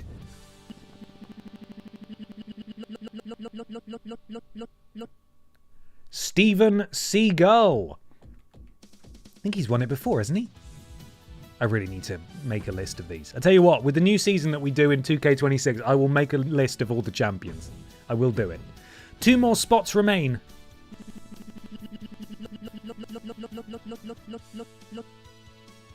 Billy Ray Walrus enters the Battle Royal. And the final spot goes to Sloane Spencer. Off of Goosebumps, who has won the championship before, I think. Maybe? I feel like she has. Anyway, she's in it as well. That is your field for the Aldi Red Thunder Championship match. Bididididid. But first, we begin with a tag match. Wet Boy and Pal Musek team up against the Dark Picture Pals, Silas the Dog Boy and Dr. Raynal Hill. Those two coming off the back of a big win. Wheel coming off the back of a big win over the BENXT Tag Team Champions. Triple Flush and Rim Flair in a non-title match, of course. Predictions will be on your screen in just a moment. Oh, we've got some shenanigans. Hopefully we get the entrances. I'm going to be cross if we don't. They never let us have the full entrances. We're never allowed them. Disgraceful.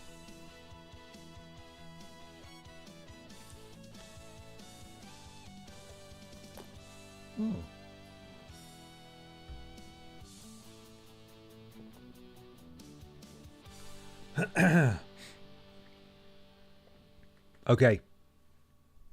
Let's bloody do this thing, gang. Oh, hang on. No entrances for us. They've sprinted down to the ring. We're not allowed nice things at all.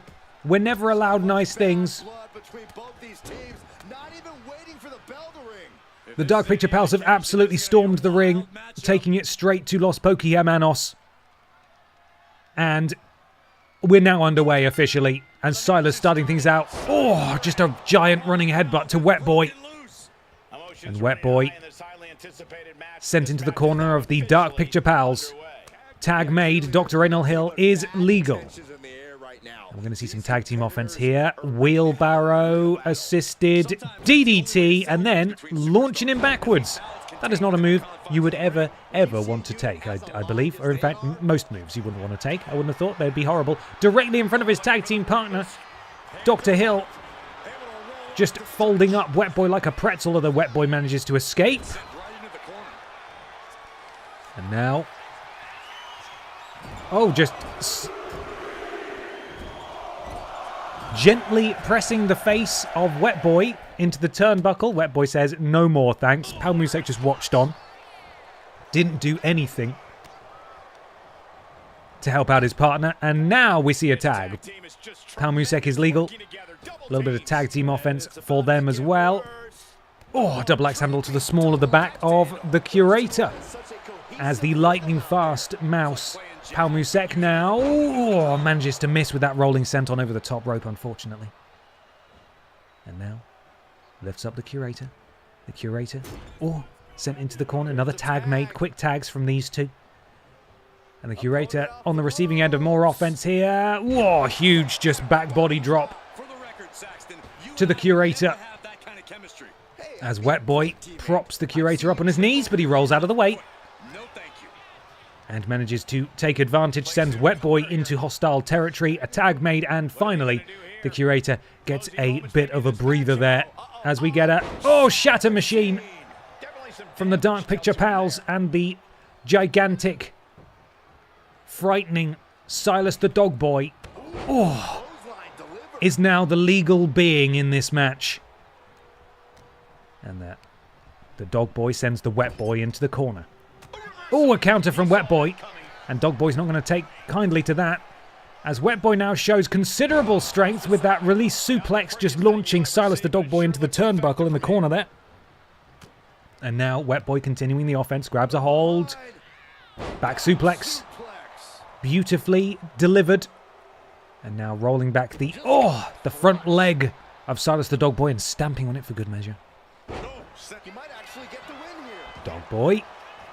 I don't know how that's not a rope break, but a pin attempt. Kick out at 1 though. Not nearly damaged just yet, I would say.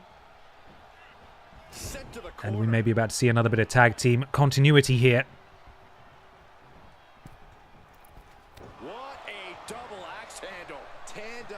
And Palmusek is now legal. But luckily, Dog Boy manages to get out of the way of that one. Referee, again, doing a fantastic job of obscuring all of our vision here.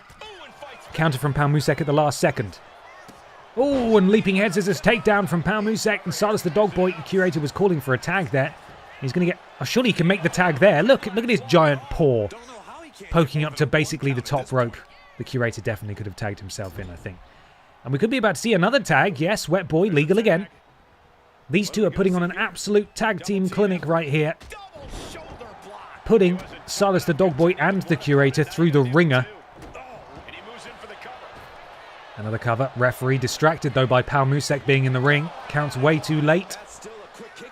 And Wet Boy has his signature. This could be pretty disastrous for the Dark Picture Pals here, I will say that much. Oh my goodness me, incredible power from Wet Boy. That was his signature. The Curator, right. The Curator has now come into the ring, which of course means he is not able to come in to break up any further pinfall attempts. And Silas the Dog Boy could be on the receiving end of a finisher any second now. And it's likely going to be a tag team finisher. And we could be about to see Los Pokehamanos absolutely destroy the Dark Picture Pals. I think that's what's about to happen here as the friendship elbow drop delivered to the heart of Silas the Dog Boy, and the Curator can but watch on in horror. As Silas kicks out. That is unbelievable. I thought for sure it was done. Silas the Dog Boy is still in this thing. Springboard, but Silas desperately needs to make a tag. And another. And Silas is just eating offense left, right, and center. He so desperately needs to tag out here. And he's sent again into enemy territory. Another tag made. Wet Boy now legal. Another back body drop. And Wet Boy. Was it rolling neck snap? Yes. We've seen him do that a few times. And then a splash. But Silas gets out of the way. He needs to make the tag right now. He cannot afford to delay. Instead decides to just scratch and claw at the face of Wet Boy. And I think he's drawn blood as well. Wet Boy is now bleeding, which is pretty horrifying. Silas the Dog Boy has a signature and a finisher. That was his signature, in fact. So Silas, if he can get Wet Boy into position, could deliver a tag team finisher here.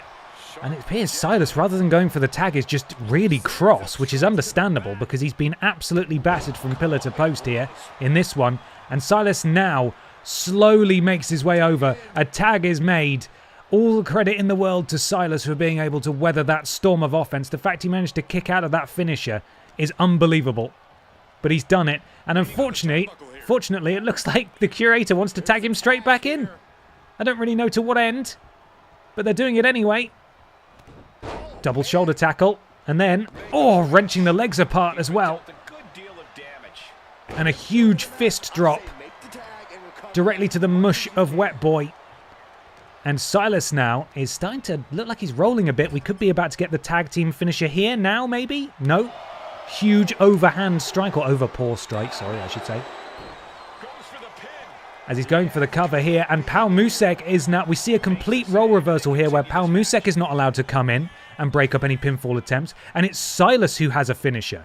So it's Los Pokéhermanos who are in real trouble now, as Silas, with the headbutt, drops Wet Boy. Oh no! That's not what I would have done. Regardless, it's Pal Musek and the Curator are now legal. And Pal Musek has a finisher. Dr. Hill has a signature. And Wet Boy has absolutely been battered there. But this match, it hangs by a thread, really. Oh, that huge frog splash, and Silas is there to break it up. But now Silas can't come in when Pal Musek hits his finisher. It's all swinging back and forth. I have no idea who's going to come out of this one on top. The Curator now needs to withstand a flurry of offense from Los Pokéhermanos, propped up to a knee and just gets drop kicked directly in the face. Pal Musek. Oh, that was very timely from Silas the Dog Boy, interrupting that attack. And now the Curator going for his signature. And it's Pal Musek now who's in trouble. Could potentially be going directly for his finisher. We'll see. Drags Pal Musek's lifeless body into the middle of the ring. What's he going to do here? No, he's going for the cover, I think. No, he's not. All a bit confusing. Took way too long. Now Pal Musek able to get up and out of the way, but he makes the tag, and now it's Silas. Silas is here, and we've seen him do this before. That gigantic front face first choke slam, and with a single paw, and it's Wet Boy who has to break it up. But he immediately goes for the cover again, and how the referee is allowing this, I have no idea. This is absolutely disgusting behavior from Los Pokéhermanos. And it's Wet Boy now who can't come into the ring, as Pal Musek is potentially going to get absolutely wiped out via some tag team offense, courtesy of the Dark Picture Pals. DPP definitely have the advantage at this point, as the Curator, now the legal person once again. Huge drop kick to Pal Musek. And the Curator, gets rolled up. Gets rolled up by Los Pokéhermanos, by Pal Musek. Kick out. Manages to get out of the way of Pal Musek. A pinfall attempt by the Curator. He's done it! Jesus. Did we accidentally turn the slider up for amazing matches, please?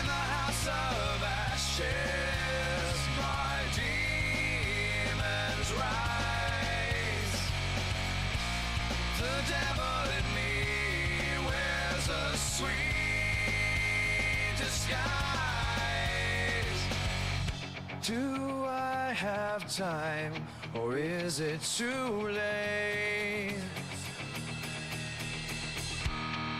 Have I already decided my fate? I try to keep a little hope, but I'm hanging on the rope. And all I see while I fall are dark pictures on the wall. And this was the ending sequence right here. I think so much happened. This was it.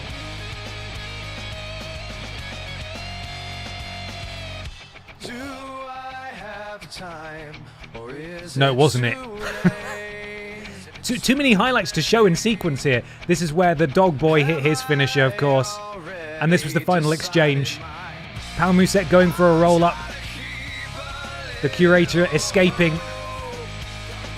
and managing to hit a pin of his own.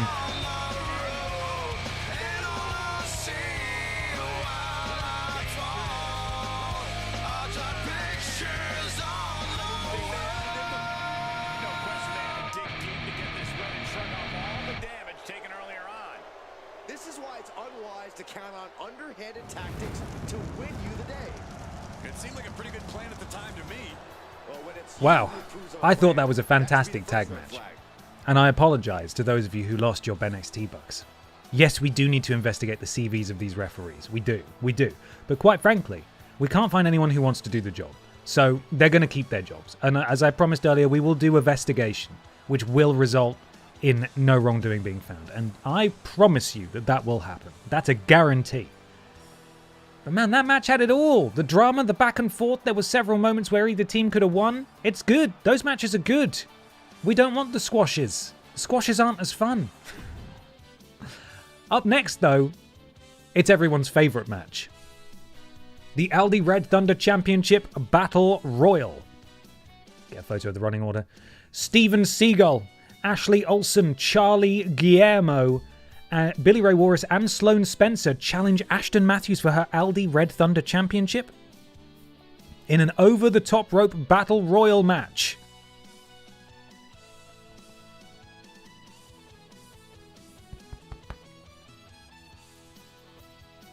A vestigation is a fumigation of a vest. It's also what I described. So, you know. Is there a job available for the head BENXT internal investigator? No, we've already got that covered. It doesn't actually exist. It's just something legally we have to say that we do. It's legally something we have to provide. But because there's never any wrongdoing found, no one actually does it. So, but don't tell anyone, okay? Don't tell anyone. Right. Predictions will be live in a second. Let's get rolling with these intros, shall we?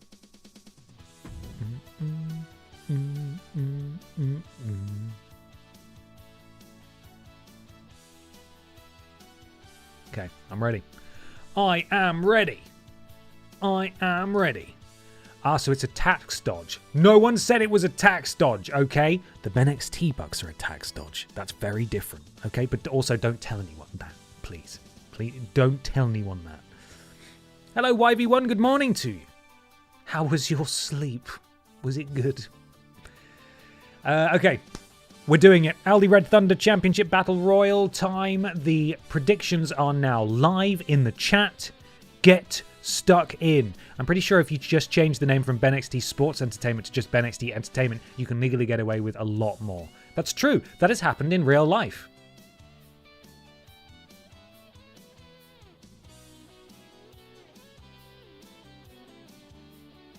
Let's get cracking.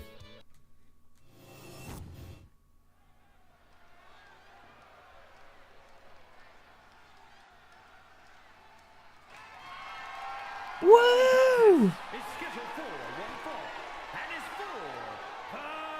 Aldi Red Thunder. There we go, we got there. We are about to see something good.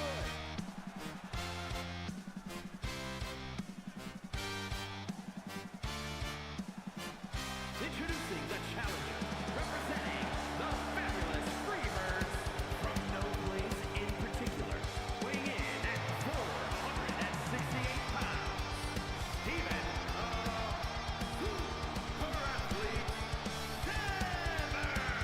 Steven Steven Seagal representing the Birds of Prey with Scandal Penguin. Hello, Penguin. He could do it. He might not, but he could do it. There's a chance. I want to see what straight-to-DVD movies BENXT Entertainment would gift us. Oh, all the good ones, man. All the ones you would hate to watch. Your grandma would get them for you and say, you like movies, don't you? You like that Charlie Guillermo, don't you? That Billy Ray Walrus is in a new action movie. Would you like to see it? Actually, I would. I think that'd be fucking awesome. I'd love to see Billy Ray Walrus in an action movie. Here comes PS1, Ashley Olsen. Don't look directly into her eyes. Whatever you do, it will be seared into your soul. God, okay. I looked into her eyes. I shouldn't have done it. A remake of the Marine with Dick Machinko. Yes. Steven Seagal will be in the next Fast and Furious. The non-problematic pufferfish has officially been cast as the new Iron Man. Don't tell anyone. It's a secret. We want to announce it at Comic-Con. Alright. Ashley Olsen is here. Can I get an ooh, Chavo?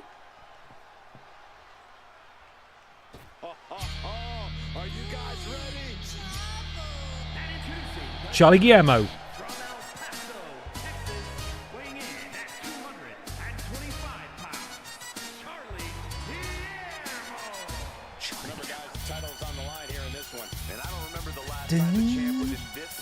So this is something I was talking about briefly, I think either yesterday or the day before, but between Christmas and New Year, I will be doing my big, long charity stream that I was doing at TripleJump.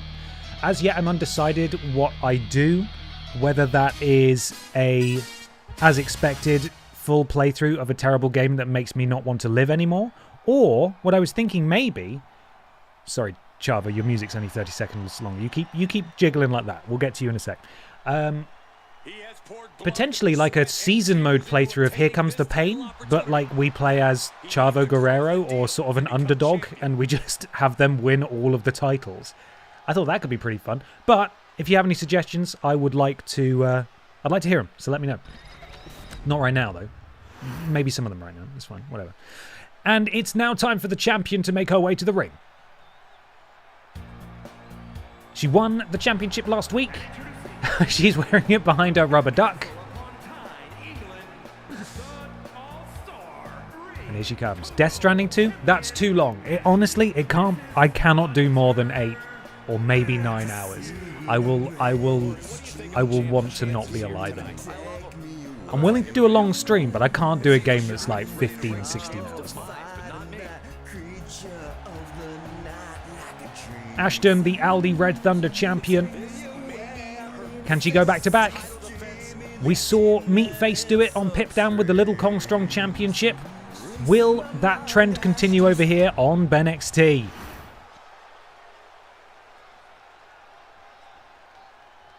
And here he comes. Could have been a better husband. It's Billy. But that's not what makes Makes me a man. That's what made me order. Could have been better to take my daughter. No doubt, could have been a better day. Big Billiam. He's won the gold before. Makes me feel mad. And his waist looks naked Makes me feel sad. without a championship.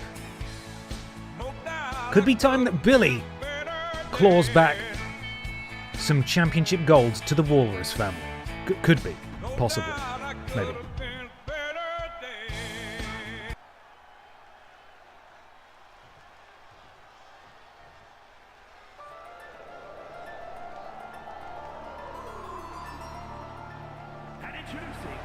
Here she is. Spooky Sloane Spencer from Goosebumps. Bum bum bum bum bum. All rise for the dog noise. Excellent.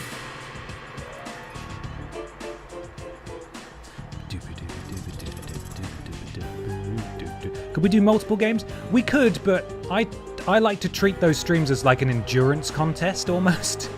So I would quite like to achieve something, you know, like finish a full horrible game, for example. Are we going back to Goosebumps? I'd like to. We can't be that far from the end. I'm just not sure when to fit it in. But at some point, for sure. It's still downloaded. I've still got it downloaded, so we can go back anytime. All right. Aldi Red Thunder Championship time. That is what is up for grabs. Throw someone over the top rope. They are eliminated from the match. Last person standing wins. Charlie's won this title before, I'm pretty sure, and I think he held it for a couple of weeks as well. He did quite well with it. Oh my goodness me, Sloane Spencer got absolutely clobbered there by Chavo and Ashton. And Steven Seagull showing that seagulls can fly. Everyone's just jumping all over the place. It's absolutely bonkers here. As Ashton looks to go for an elimination, but Chavo says, no thank you. And Chavo sends Ashton into the corner. I think Steven Seagull coming to Ashton's aid for some reason. And for his trouble, gets hung up on the rope as Billy Ray Walrus attempts to eliminate Sloane Spencer, who of course we did see levitate during her entrance, so I'm not really sure that that's going to be particularly effective, but you never know. Ashley Olsen now at risk of being eliminated by Charlie Guillermo. And Ashley clinging on as Chavo continues to push for this elimination, manages to fight out of it. Decent amount of colour on display in the ring as well. We've got a little bit of pink there. We've got some green. We've got orange. We've got two people dressed in black. And Billy Ray Walrus drops Sloane Spencer. Oh! And Steven Seagull now trying to take it to the champion. As Charlie, eats an enziguri, courtesy of Ashley Olsen, who then turns her attention to Billy Ray Walrus. And a counter from Billy. Ashley lands face first. And now Billy and Chavo go at it. Ashton. DDT from Sloane Spencer. And Sloane now just flying all over the place. As Billy with that gut wrench powerbomb to Chavo Guerrero and the other big man in this match, Steven Seagull. Drops Billy, although Billy with the counter. And now Steven. These two countering back and forth. And Billy, very lucky, manages to hold on. I'm not really sure how. I thought he was as good as gone there, but he manages to cling on.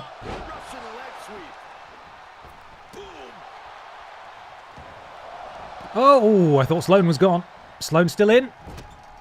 And Billy looking to eliminate Steven. Drop kick there from Chavo Guerrero directly to the shins of Ashley Olsen as she pops back up. All 6 competitors still in this match. Who is going to be thrown out first? Who will be the last one standing? It seems that Steven Seagull was actually too heavy for Billy Ray Walrus to lift. Not so the other way round, it seems. As Steven, tossed Billy with reckless abandon. There goes Ashley. And Ashton, her title reign hanging by a thread there. She's on the outside, very close to being eliminated. Luckily, though, Chavo provided a distraction. Ashton's gone. Ashton has lost her championship. We are guaranteed a new champion tonight. We are down to 4. Steven Seagull, Chavo Guerrero, Billy Ray Walrus, and Sloane Spencer. As Chavo jumps on the ears of Billy Ray Walrus. I'm not entirely sure he has ears. I mean, that guy does, but single leg lariat to Billy Ray Walrus from Steven Seagull. Forearm from Sloane to Chavo. And now, super kick from Sloane to Steven Seagull, and Steven Seagull is gone. And now it's 3. Billy Ray Walrus, Chavo Guerrero, and Sloane Spencer. Chavo slips out. Takes down Billy. And Sloane looking to eliminate Chavo Guerrero now. And he's very close to being eliminated. Sloane Spencer on a real tear in this one. Chavo able to hold on. Billy now back to his feet. Will he help or will he attack Sloane? It's always difficult to tell what they're going to do. Forearm to the spine of Sloane. Sloane counter. Billy sent hopping over the top rope, and Chavo's directly there to drop kick the challenger. And then Sloane rolls out of the way. And Billy now sizing up Sloane Spencer. He's not really sure who to attack. He does decide to go after Sloane in the end. Sloane with the counter. And Chavo now attacks Sloane. Okay. Blimey, look at that. The power of Billy Ray Walrus. And now it's Billy who's rocking and rolling. Drops Chavo as Sloane gets back to her feet. And Billy says, nah. Powerbomb position. And a massive powerbomb from Billy Ray Walrus. And now, Chavo wants one as well. Bloody hell. Don't really know how he managed to do that to Billy, but he did. And it's Chavo who's got the finisher here. Finishes a huge advantage in these matches. Oh, counter from Billy. Oh, but Sloan, though, able to follow up. And now, Chavo just watching on. He's just sort of wobbling there. I'm not really sure what's going on. Billy able to power out of it. Chavo with that finisher, of course. If he gets someone hung up on the ropes, he can use that finisher to eliminate them immediately. But he does have to survive for long enough to be able to do that.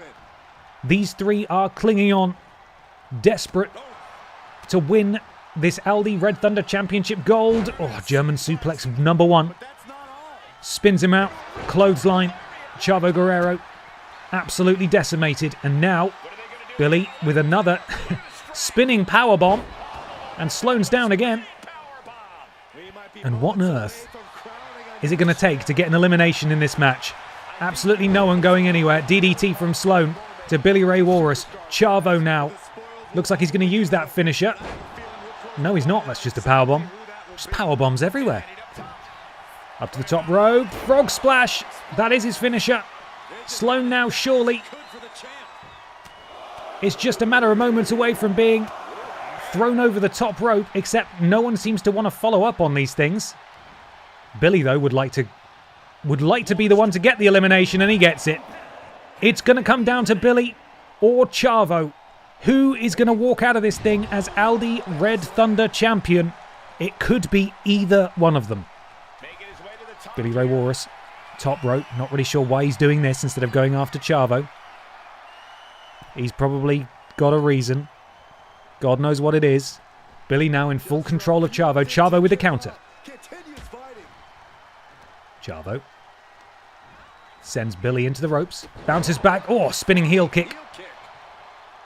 Drops Billy Ray Walrus. Could Chavo Guerrero be closing in on a second Aldi Red Thunder Championship reign? He's starting to feel it. Is Chavo. All he needs to do is throw that gigantic pink blob over the top rope. Oof. Knee strikes to the hamstring of Billy. And Chavo now. Surely this is it. Billy Ray sent into the corner. He's going for the normal elimination, but Billy's so beaten up that I think Chavo's probably got it here. Are we about to see the crowning of a new Aldi Red Thunder champion? Billy shaking his head. He's fighting for dear life, and he's still in it. Billy battles out of it. And now it's Billy who's in control, and Billy just tosses him straight out, and it's Billy Ray Walrus, who is your new Aldi Red Thunder champion. Thanks for coming, Chavo. I'm not quite sure how he did that, but he managed to snatch victory from the jaws of defeat. William Walrus is your new Aldi Red Thunder champion.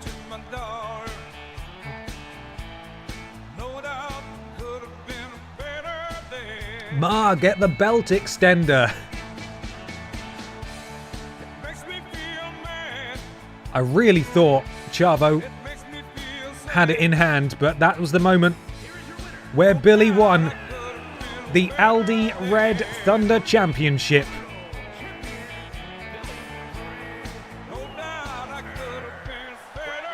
The Walrus dream has come true for a second time. More gold in the Walrus family household. A great match, say the viewers. A solid 3.5 stars. But we're not done yet. We've got the former BENXT Women's Champion, Pamela Anderson. Did she lose it? I can't actually bloody remember. I need to go and look.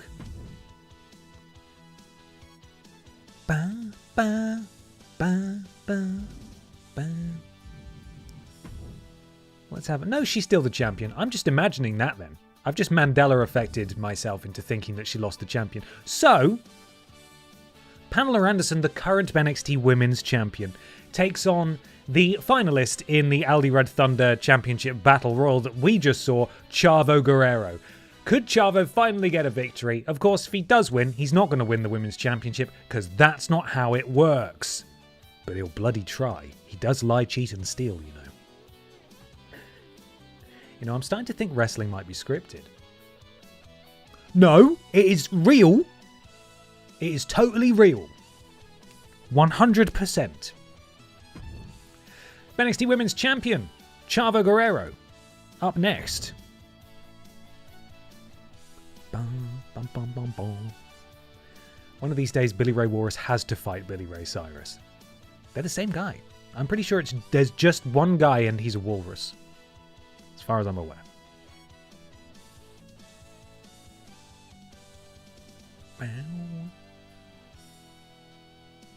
Right, where are we? There's the music. Okay, get those predictions in, gang. Because we are about to start this match.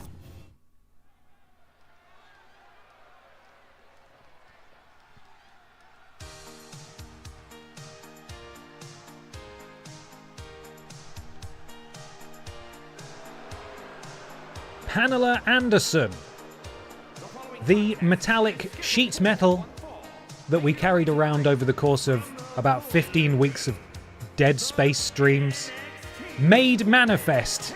She has ascended the mountain. She is the current BENXT Women's Champion, and she has seen off all comers so far. Answered every challenge that's been thrown her way. A very impressive champion indeed, and has showed no signs of slowing either. Who will be the one to eventually take the championship from her? That is not a question for tonight, because tonight she has an exhibition match against Chavo Guerrero. Just for fun. Just for fun.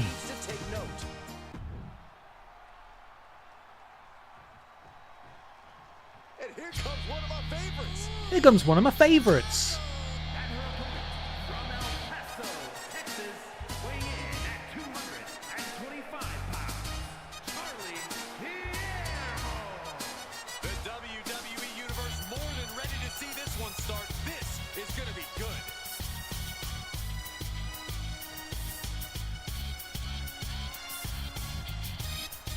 Charlie Guillermo. Pamela Anderson one-on-one. Right now, the odds-on favourite with 72% of the channel points wagered, or sorry, BENXT bucks wagered, is Pamela. Chavo might be a bit pissed off though, and has a point to prove. So could he get the upset victory tonight? I don't know what that would necessarily do for his career, because he has no standing in the Women's Championship division. But even so, it might make him feel better after losing. I don't know. Regardless, he's all over the champion thus far, stamping on the metallic digits of Pamela Anderson. And Chavo. Slingshot sent on there from the outside. Beautifully done. Only a count of one, though. You're going to have to do a little bit more to put away Pamela, especially at such an early juncture. Oh, and dropping the knee across the back of the head, driving the metallic features of Pamela Anderson directly into the canvas. As Chavo with a boot to the lower back. And I don't think we've seen the champion like this maybe ever before. As she pulls herself up, and immediately it's a drop kick from Chavo Guerrero. Chavo looking to follow up. Out onto the apron again. Beautifully done. Springboard dropkick. Pamela leaps up but immediately gets clobbered in the back. And a foot in the small of the back again. And you know what? Chavo is absolutely putting on a clinic right now. Very, very impressive work. Elbow drop. Delivered flush to the sternum of Pamela Anderson. And repeated elbow drops to the legs as well. Chavo really looking to just dissect the women's champ. Silent Cobb, thank you so much for the resub. 6 months. BENXT. Dick salute. Appreciate you, thank you. And Charlie just wrenching back the arms of Pamela, lets her go. And Chavo's closing in on his finisher. He's got it as well. But now, finally, Pamela manages to get the counter in. But does she have enough to mount a significant comeback? Look how much damage she has taken as opposed to Charlie. Chavo's taken almost nothing, but oh, she really connected with that. That flying forearm connecting with Chavo directly on the face. My lord, what contact. Ooh. And now slamming the head of Chavo into the mat. And Pamela will continue to work on the... Oh, just raking at the ice directly in front of the referee as well. And I don't know how the ref is allowing this. Chavo sent into the ropes. Pamela ducks down, waiting on the other side. Full mount, and again slamming the head of Chavo into the ground. Chavo looked like he countered it, but... Oh, here we go. And now, Chavo. Beautiful roll up there on the women's champion. Not quite enough. Chavo, though, if he can hit his finisher, it will be all over for Pamela, and I think he's going for it here. Oh, the sheer drop brainbuster, and Chavo, I think, might be about to defeat the BENXT Women's Champion in short order. It has not been a difficult night at the office for Chavo at all, as he puts down the champ. Chavo with a huge victory against a world champion on this brand. Wasn't even close. Wasn't even close. That's probably one of the most one-sided matches we have seen this week.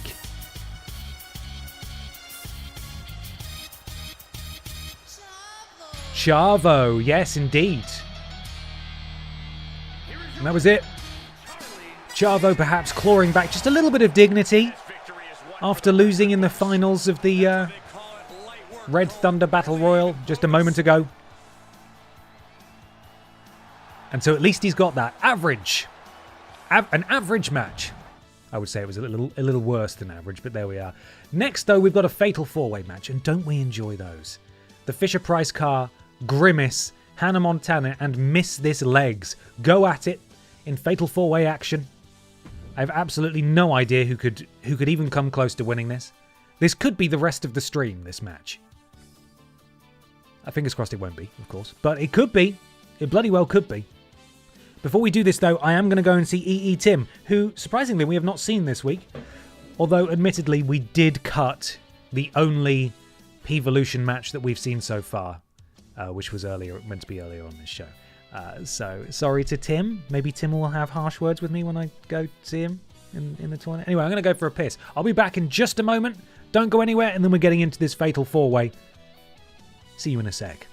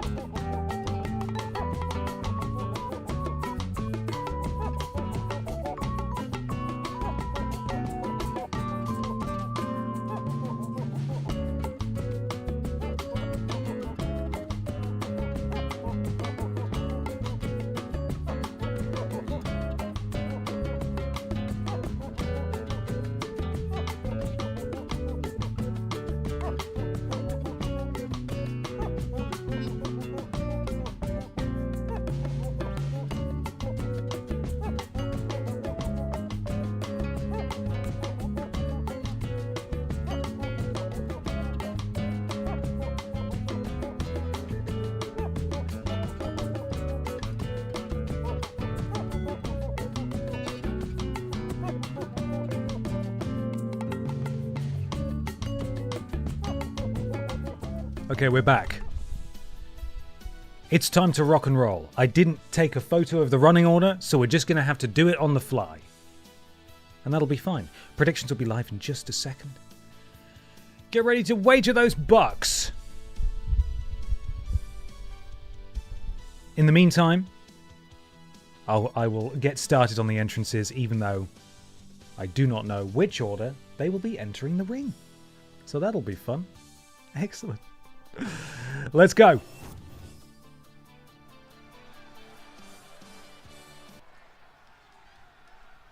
Oh, which one is this? This is the Fisher-Price car, I want to say.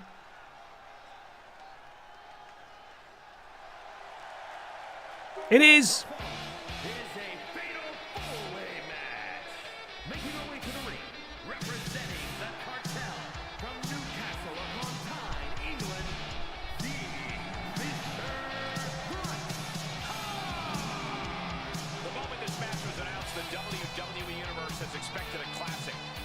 Now, some would say that the Fisher-Price car was pivotal in fellow stablemate Chevrolet Matisse's titanic title victory over Pippa the Cat on Pip Down just last week, providing some timely interference that distracted Pippa just long enough for the Chevrolet Matisse to capture that championship. Could she repeat the effort tonight? A big win would go a long way for the Fisher-Price car. This woman is the real deal. Which woman? Which woman? It's oh my god, it's Grimace. Of course it's Grimace. Now, Grimace has had a bit of a run of poor luck recently, in that she had several shots at the BENXT Women's Championship and came up unsuccessful every single time, which is not what we normally expect from Grimace. Grimace has been pretty dominant in every avenue that we have experienced her in. But perhaps this is just what she needs to get back on the horse, as it were, and be a dominant force in BENXT once again.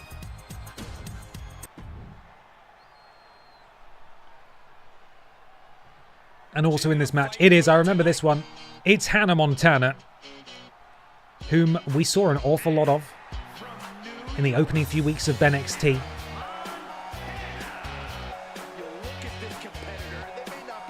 But these days her appearances are a little rare, so it's nice to see her called forth by the computer for this Fatal 4-Way. Potentially another shot at the Wide Championship beckons in her future. In fact, something I'd like to do in the weeks leading up to Walrus Mania is have a knockout tournament to decide who challenges for a couple of those championships. I think that could be pretty fun to do. I just need to plan that. And we can kick those off the week following Elimination Chamber. And this is, of course, it's Miss This Legs. I remember who the last person in this match is. Here she is. And standing at 7 feet tall. It's just legs. A tournament. So you bloody stop it. Now, this game has no inbuilt functionality for tournaments, so we'd have to do our own using our website. But I think we could do it. We could do one across BENXT and Pip Down each week leading up to Walrus Mania. And the winner gets a shot at the Wide Championship and the Butterfield Championship. I think that could be good.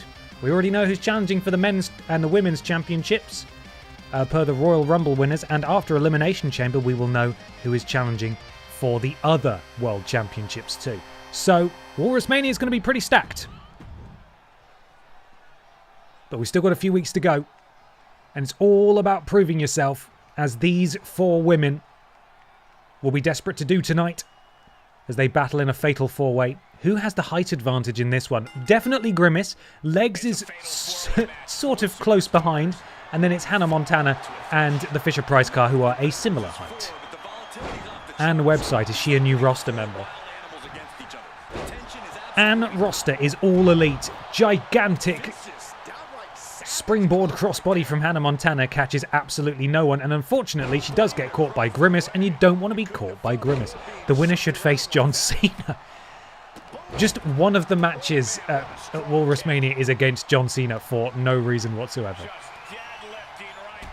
Knee strike and a powerbomb. I tell you what, if Miss This Legs and Grimace team up, I don't think anyone will be safe.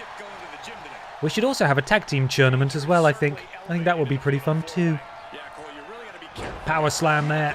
Just sort of dumping her down. Again, no disqualification in a fatal 4-way. Hence the, sledgehammer that's been introduced by the Fisher-Price car. Smash like that. Repeated hits like that are going to add up very quick. Plenty of damage being done here. Tope Atomico! You've solidified your name as a top athlete when you're able to pull off Hannah Montana catches the Fisher-Price car flush on the jaw with that flying forearm. the ropes.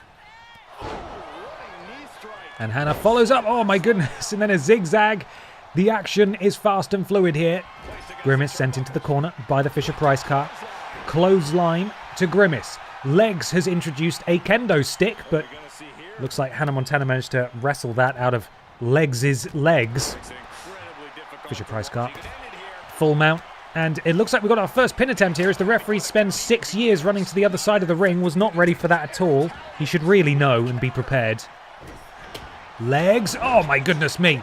Phenomenal athleticism of Legs. Knee strike to the side of the face of Hannah Montana as Legs and the Fisher-Price car go at it. Fisher-Price car sent into the turnbuckle. Legs full head of steam. Uses Legs. The Legs uses Legs. And then slams Legs into the canvas as the Fisher-Price car looks to continue the offense.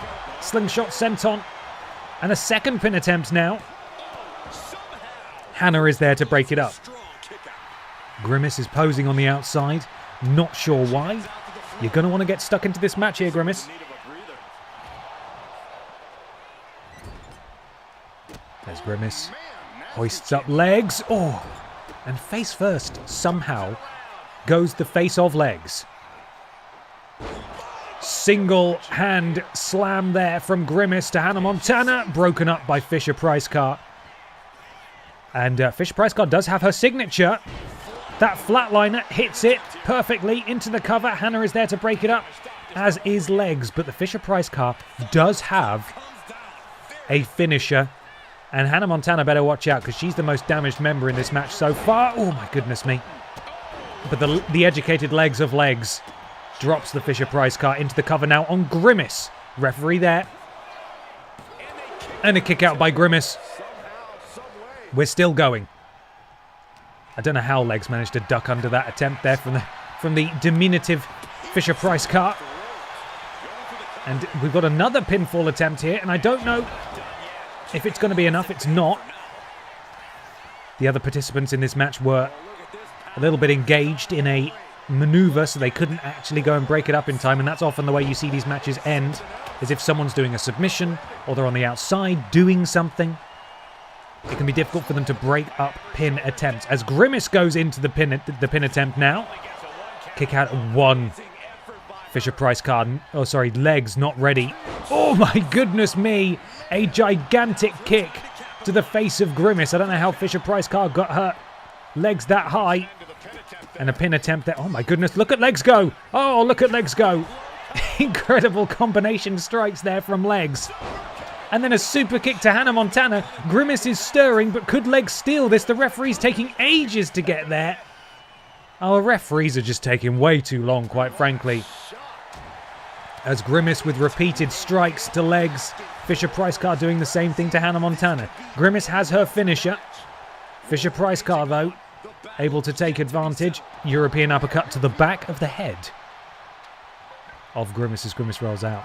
Full takeaway feast arrived, ready for the debut of junior and senior Lynn and Eve. Lynn and Eve. It's not Sarah and Eve. Lynn and Eve, and Anna as their manager. God damn. Junior and senior Lynn and Eve.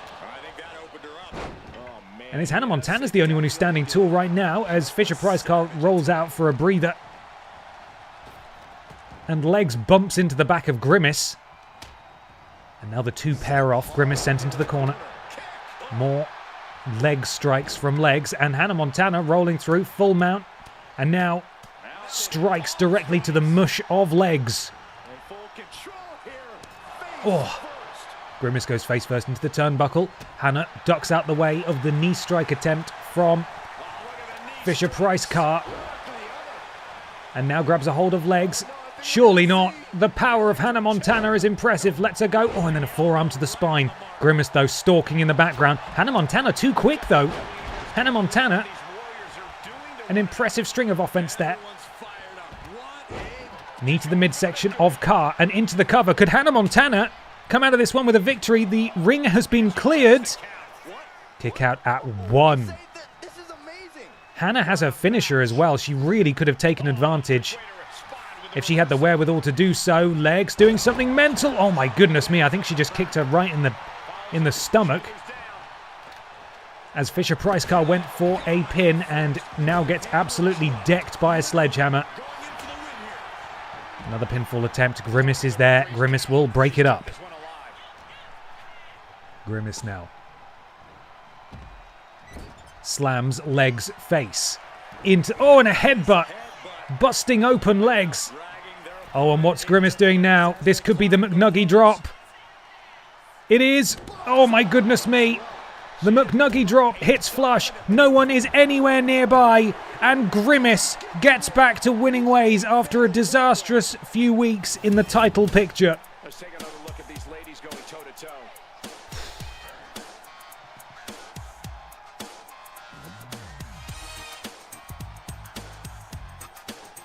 A big win for Grimace tonight. And she needed it. But again, another excellent fatal 4-way match from all participants. Very impressive across the board. And there were just finishes and signatures flying everywhere. People launching themselves all over the place. And you'll see when Grimace hit... Okay, you won't see. When Grimace hit that, it was the Fisher Price Carr and Hannah Montana were locked up doing moves to each other on the outside of the ring. They couldn't possibly come in and break it up. And so Grimace gets the big victory here tonight. And hopefully it's the start of something big for Grimace, as she has been sadly on a very, very poor run of form in recent weeks. Amazing, amazing match. That's what the viewers say, and who are we to disagree? Up next though, it's main event time. For the second week running, Funky Barbara Piss. Main events BENXT. This is just a promo, of course, but I want to hear what they have to say. I don't know how this is going to go. I don't know if we're going to get entrances. There will be no predictions for this, of course. We just got to hear what they have to say. I'd also love to hear how people are doing BENXT bucks wise. Who's got the most BENXT bucks and who has got the fewest BENXT bucks? Let me know. Let me know. Funky Barbara and Seth Pissin Rollins have a promo off. Next, I don't know what it's going to be. It's all controlled by the computer. Let's find out.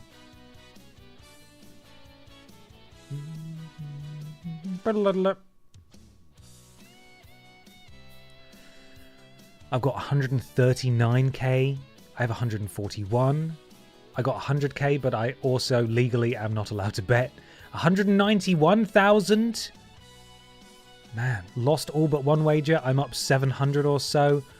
2.1 thousand. Blimey. The controller looking like a bow tie on Seth always gets me. It does, doesn't it? He looks very smart. Piss it down. Let's hear what they've got to say then. You know, I had a feeling we'd hear from her tonight. Funky Barbara is the one who's on the mic. Heading to the ring, ready to call somebody out. Oh, who do we reckon she's going to call out? Who bloody knows? You know something, Seth Pissin Rollins? I'm fed up of you and your stupid family that are not as good as my family. You get out of here right now. Pierce it down. He's answered the call. He has answered the call.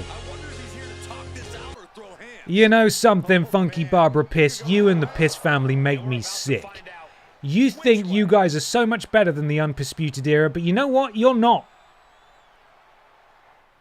Your hair may look like our hair, but your family is not our family. We are the best, and we have much better noses than you could ever have.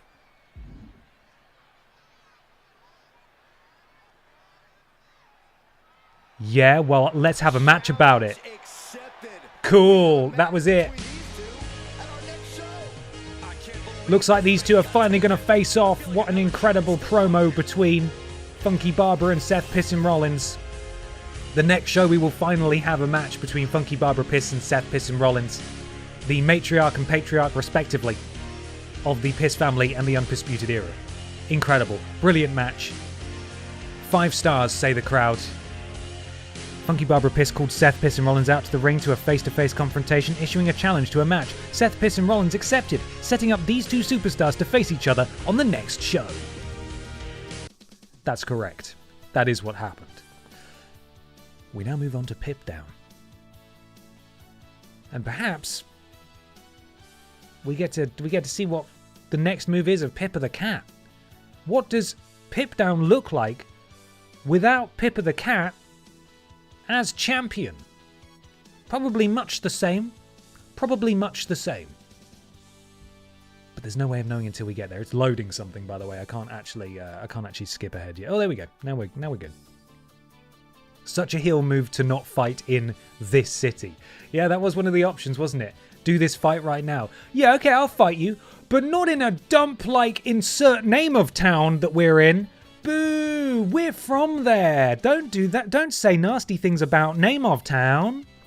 I'll fight you in a real city, like the place we're in next week. Boo! We hate those guys. That's not where we are. Wrestling 101, baby. Wrestling 101. It is the pre-elimination chamber Pip Down. Daronk and Judas. And Carla and Santino. Tag match. Chevrolet Matiz, the new Pip Down Women's Champion, takes on Bobby Babafa King Looney. Brian Michael Bendis looks to continue his run through the Men's Championship division as he takes on Simon Miller, and that's okay. Jill Sandwich goes one-on-one with the Winkler, and in the main event, Piss Jericho and Red Thunderman have a promo. What do we cut? What do we cut? Oh, it's difficult to decide. I feel like this rivalry, I have cut every single one of their matches. But also, the tag matches take a little while, and I kind of want to put a little Kong Strong tables match here, you know? You know what I mean? I'm gonna do it. You should continue cutting them. Funny. Alright, let's do that then. Sorry, guys. Really sorry. Really sorry. We're gonna do a 5-way tables match. You love those, though. One of you might be in it. You know, one of you might be in it. I'll tell you who's definitely going to be in it, though. And that is the current champion, Meat Face. Can he go back to back to back? It is unlikely, but it is possible. Not much of a rivalry with no matches, is it? No. No. The game really wants it to be a rivalry, but at every turn I'm saying, absolutely fucking not. You back off. I've got a better idea. It is time for the wheel. You guys ready? You guys ready for the wheel? Wheel. Wheels on. Up first. Meatface, you can't be in it twice. That's cheating. Spin it again. Oh, for crying out loud. How many opportunities does Pippa's mum get at this tables championship? She's back at it. The wheel loves Pippa's mum. We should change the stats, really, because she is tantamount to just being a real wrestler at this point. Having an overall of 52 is so unfair. If the wheel will not leave her alone.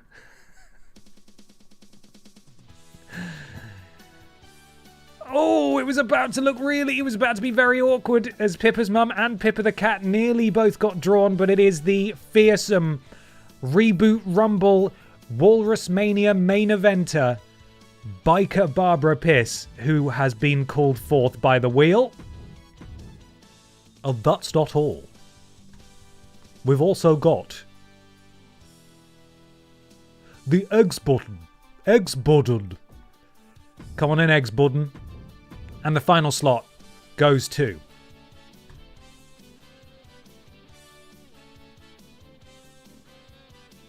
Connor. Would you like me to lick it, Lieutenant? I wouldn't, but if you could throw someone through a table, that would win you a championship, so get on in here, you mad bastard.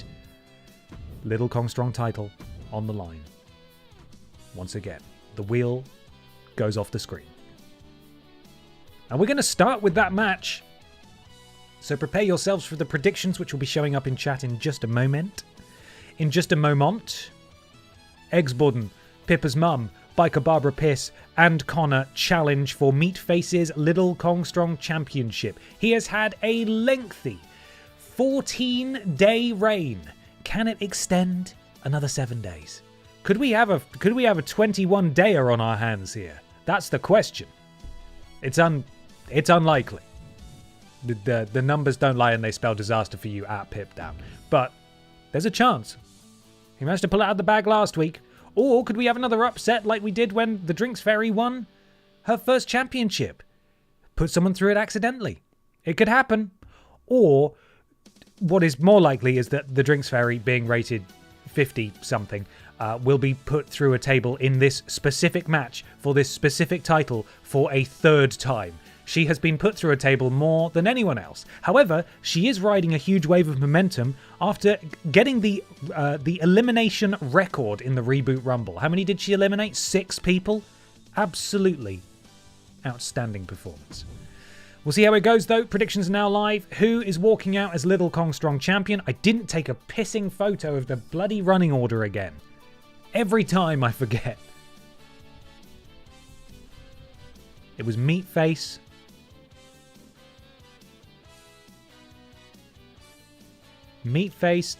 Pippa's mum, Eggsbudden Connor? Yeah, let's do that. All right, let's get this thing rolling, everybody.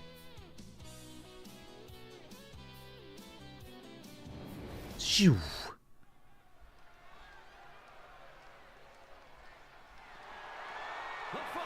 God, the crowd's going wild for this one. Yeah! Yeah, a Little Kong Strong Championship!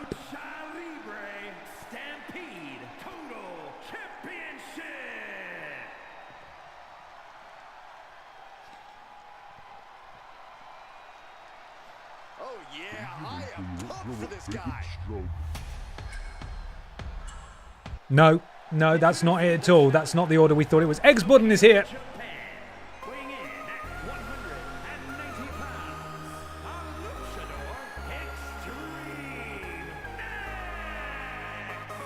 The Luchador Extreme X here. He's appeared in a few of these matches where the wheel has called him forth. Hasn't been able to secure a victory off the back of it, but you never know, right? Could be tonight. Could be tonight. That's enough. Can't have too much fun.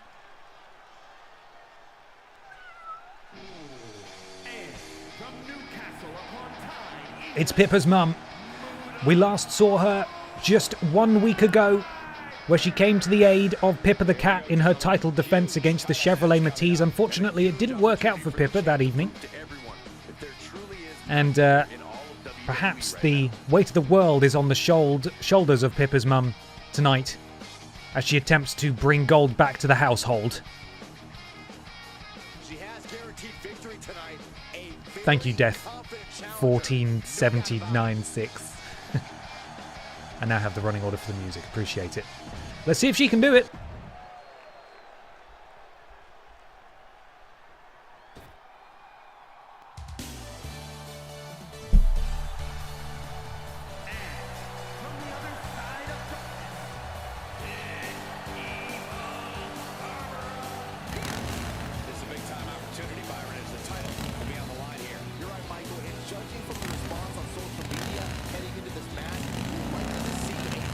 Don't run over your competitors at ringside. Oh my god. Well, she threaded that needle pretty tight, didn't she? Biker Barbara, of course, won the Women's Reboot Rumble just a few weeks ago. She will main event Walrus Mania. As it stands, she will challenge the Chevrolet Matisse for the championship, as the Chevrolet Matisse upset Pippa the Cat last week on Pip Down. Who's to say who the champion will be come Walrus Mania?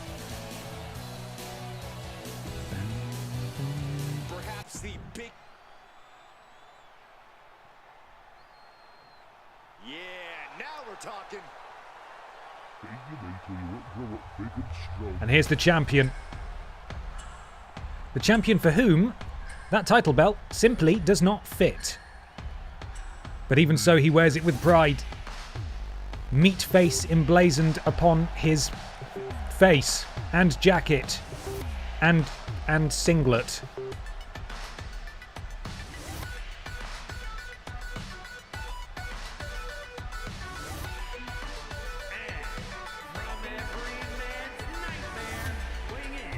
Could he extend his reign to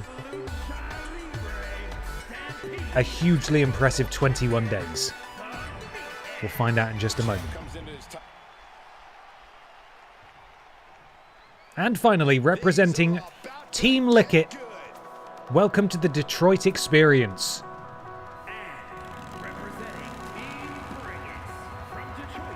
Hello. Welcome to the Detroit Experience.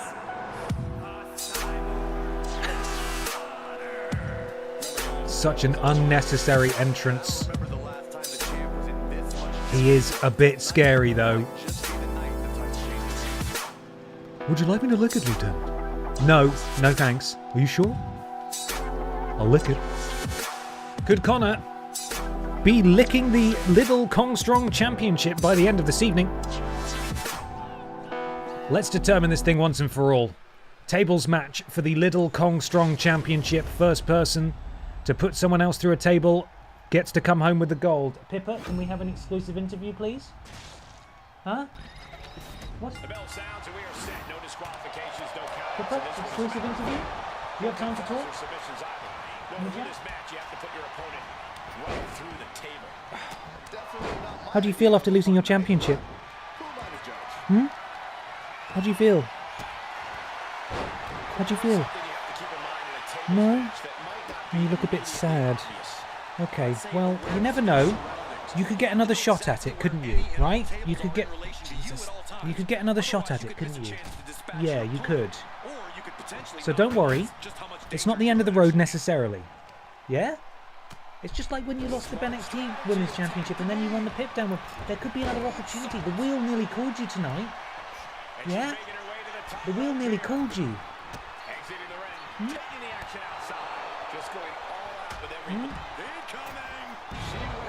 You're going to come and sit down and watch the show?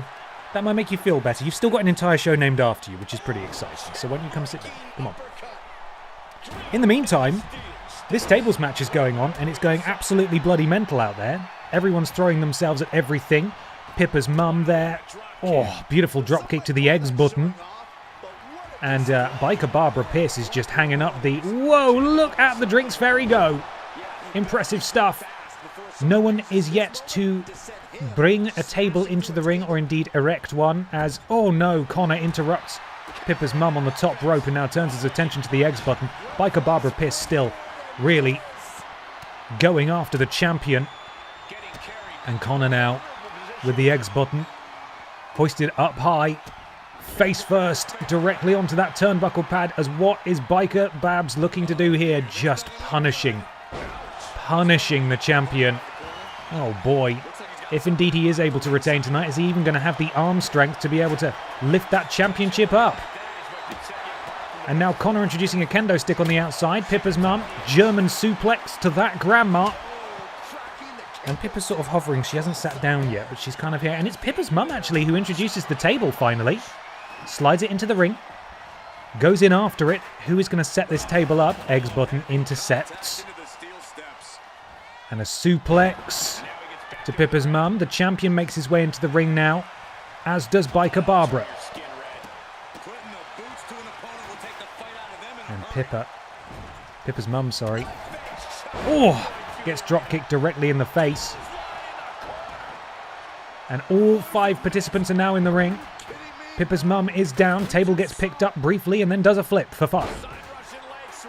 Leg sweep from Eggs Button to the champion. Pippa's mum now taking it to the Eggs Button once again. Elbow to the face.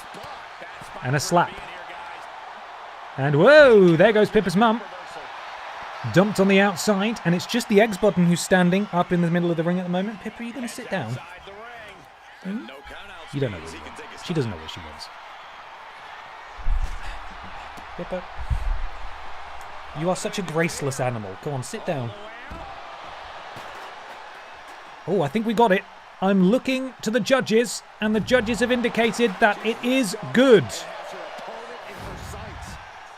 We have a pip down. We have a pip down.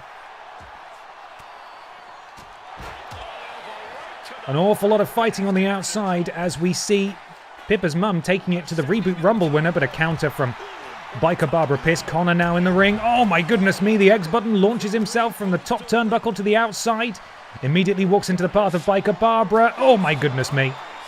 It was almost a war crime knee there.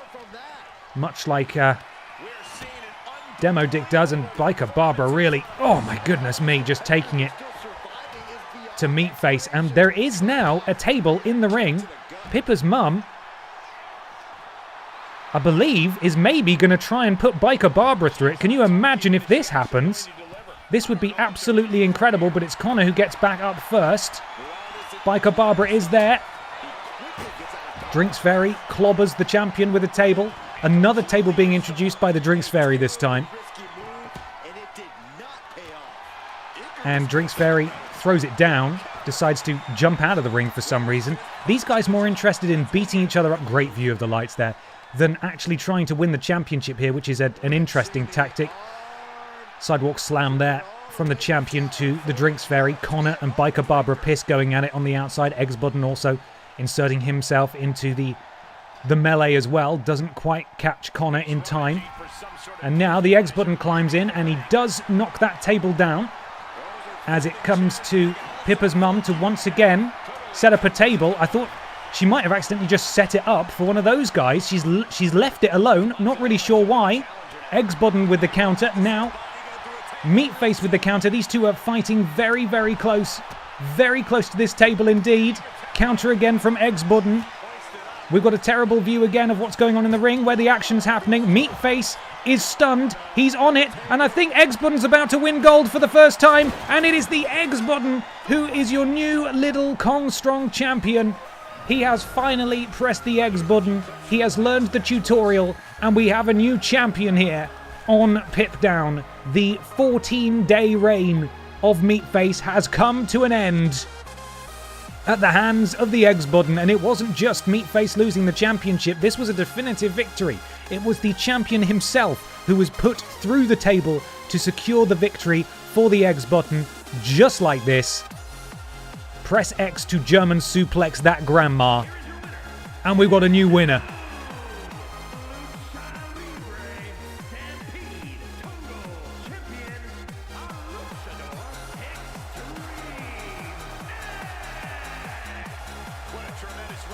His arms are just way too vascular.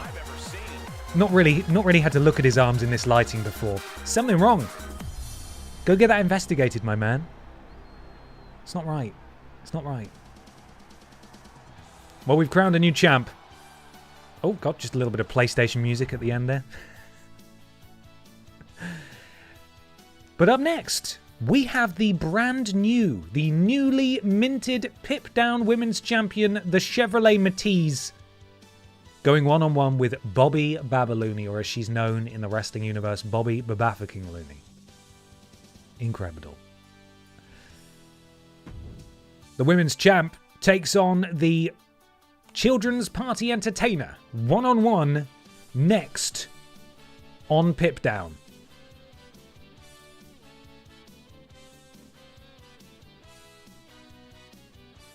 Let's go.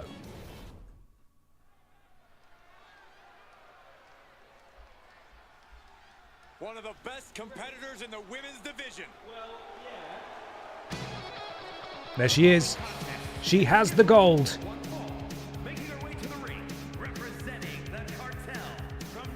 Dethroning the longest reigning Pit Down Women's Champ of all time. That being Pippa the Cat, who seemingly has taken it pretty hard. She's now left. She's gone to Salt somewhere. Yes, I can see it. She sat at the top of the stairs in the dark, like Batman. Chevrolet Matisse is your new champion.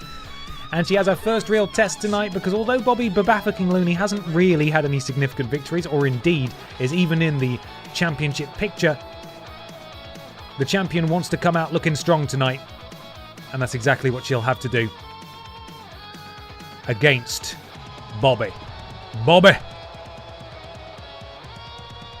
Alright, that's enough whining guitar. Let's get Bobby out here and listen to her amazing music.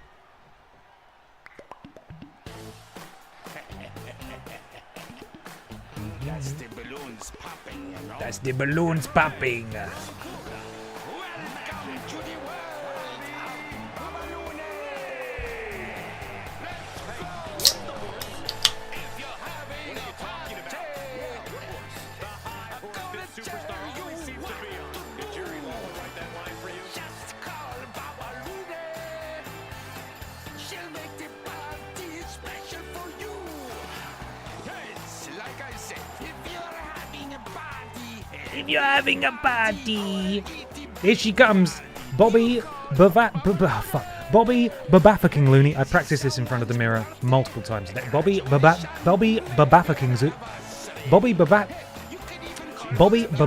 Looney. Perfect.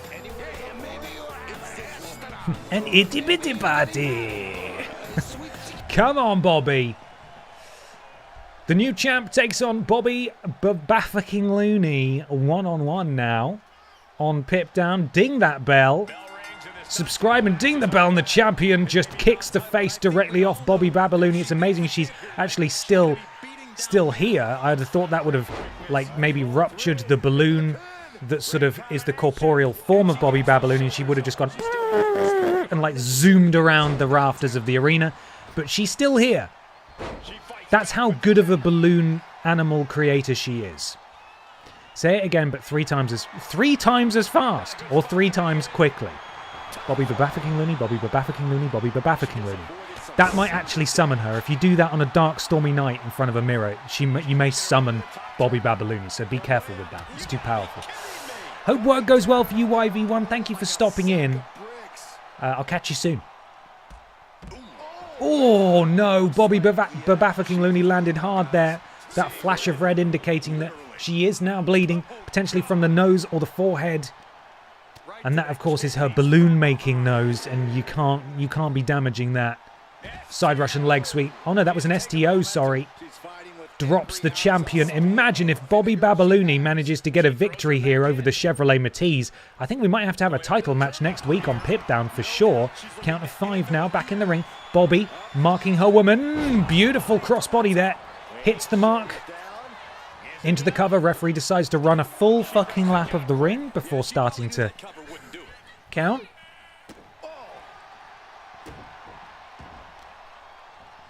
And now, stomp on the elbow. Bobby. A shrug. Oh, a belly to belly. Sorry, a balloony to balloony there from Bobby Babalooney, and the champion is down. Oh my goodness me. We could be closing in on a significant upset here, as Bobby Babalooney has dominated the new champion from the word go. Oh, went for the finisher, but a counter from the Chevrolet Matisse. If Bobby Babalooney had hit that, it would have been all over. Fortunately for the Matisse, she was able to counter at the perfect time, and now Bobby Babalooney has to battle to get her signature bar back. Bobby, beautiful. And now Bobby really winding up with these strikes here, backing the champion into the corner. Chops now across the bonnet. And another strike, and Bobby is just absolutely schooling the champion here. Could it be that the Chevrolet Matisse's head is just completely out of the game, coming into this feeling perhaps a bit too proud, a bit too egotistical after a big victory last week? Or could it be that maybe the Chevrolet Matisse just got very lucky last week against Pippa the Cat? Bobby puts spikes on the floor. No, because that could also pop Bobby. Bobby could also pop and zoom off into the sky, you know? We can't have that. Chevrolet Matisse with the counter on the outside, now taking it to Bobby Babalooney. And the Chevrolet Matisse closing in on a signature. Bobby sent back in. Chevrolet Matisse up to the top.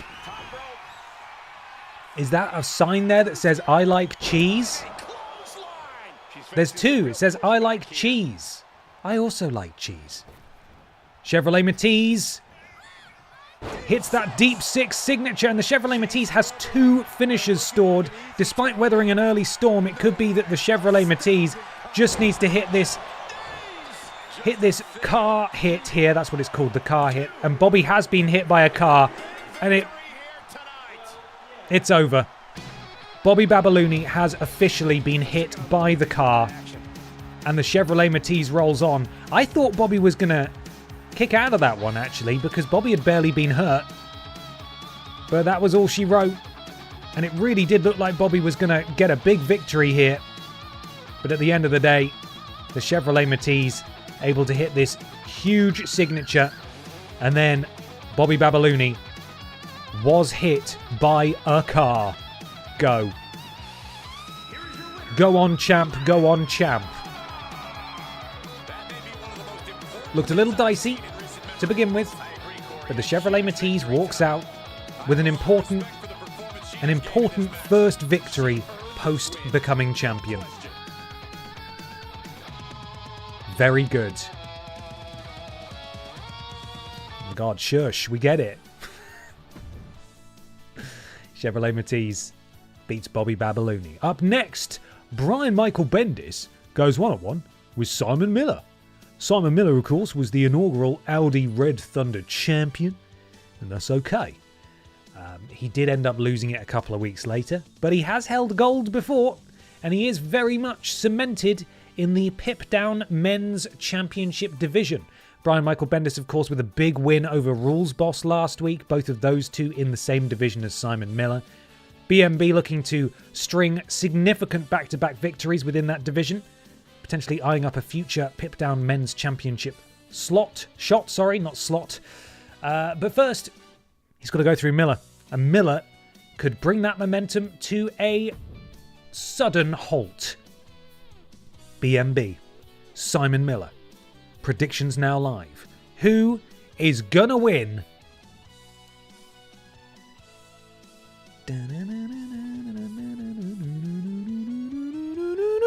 Let's do it.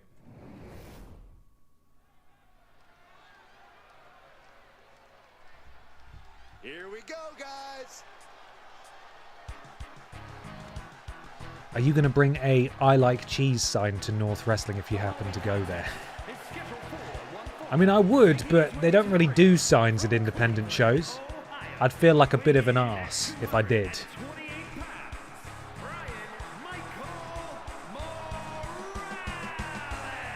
Brian Michael Morales, that of course being Brian Michael Bendis, he done Miles Morales. And now he goes one-on-one with another significant challenge this week on Pip Down in the form of Simon, and that's okay, Miller. All right. I love this guy.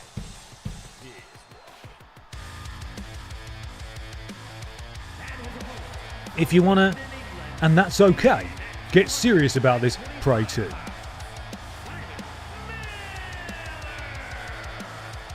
just take a moment to talk about hypocrisy, Saxton. If the WWE Universe were on their feet for this particular superstar, you would be too. Miller with a big opportunity here himself. If he can stop the momentum of Brian Michael Bendis, he stands a pretty good chance of getting himself a championship shot further down the line. Of course, it is the BENXT Men's Championship which will be defended in the main event of Walrus Mania, as James Jenkins was the winner of the Men's Reboot Rumble, and he is on BENXT. So it will be the men of Pip Down, that being Brian Michael Bendis, Simon Miller, Rules Boss, etc., who will enter the Elimination Chamber to determine who will challenge, as it stands, the Red Thunder Man for his Pip Down Championship at Walrus Mania. So really what we're looking at here is building momentum ahead of a grueling match tomorrow in Universe. Probably not tonight, but in Universe, a grueling match to determine the number one contender for Walrus Mania. Simon Miller. The head slapping begins.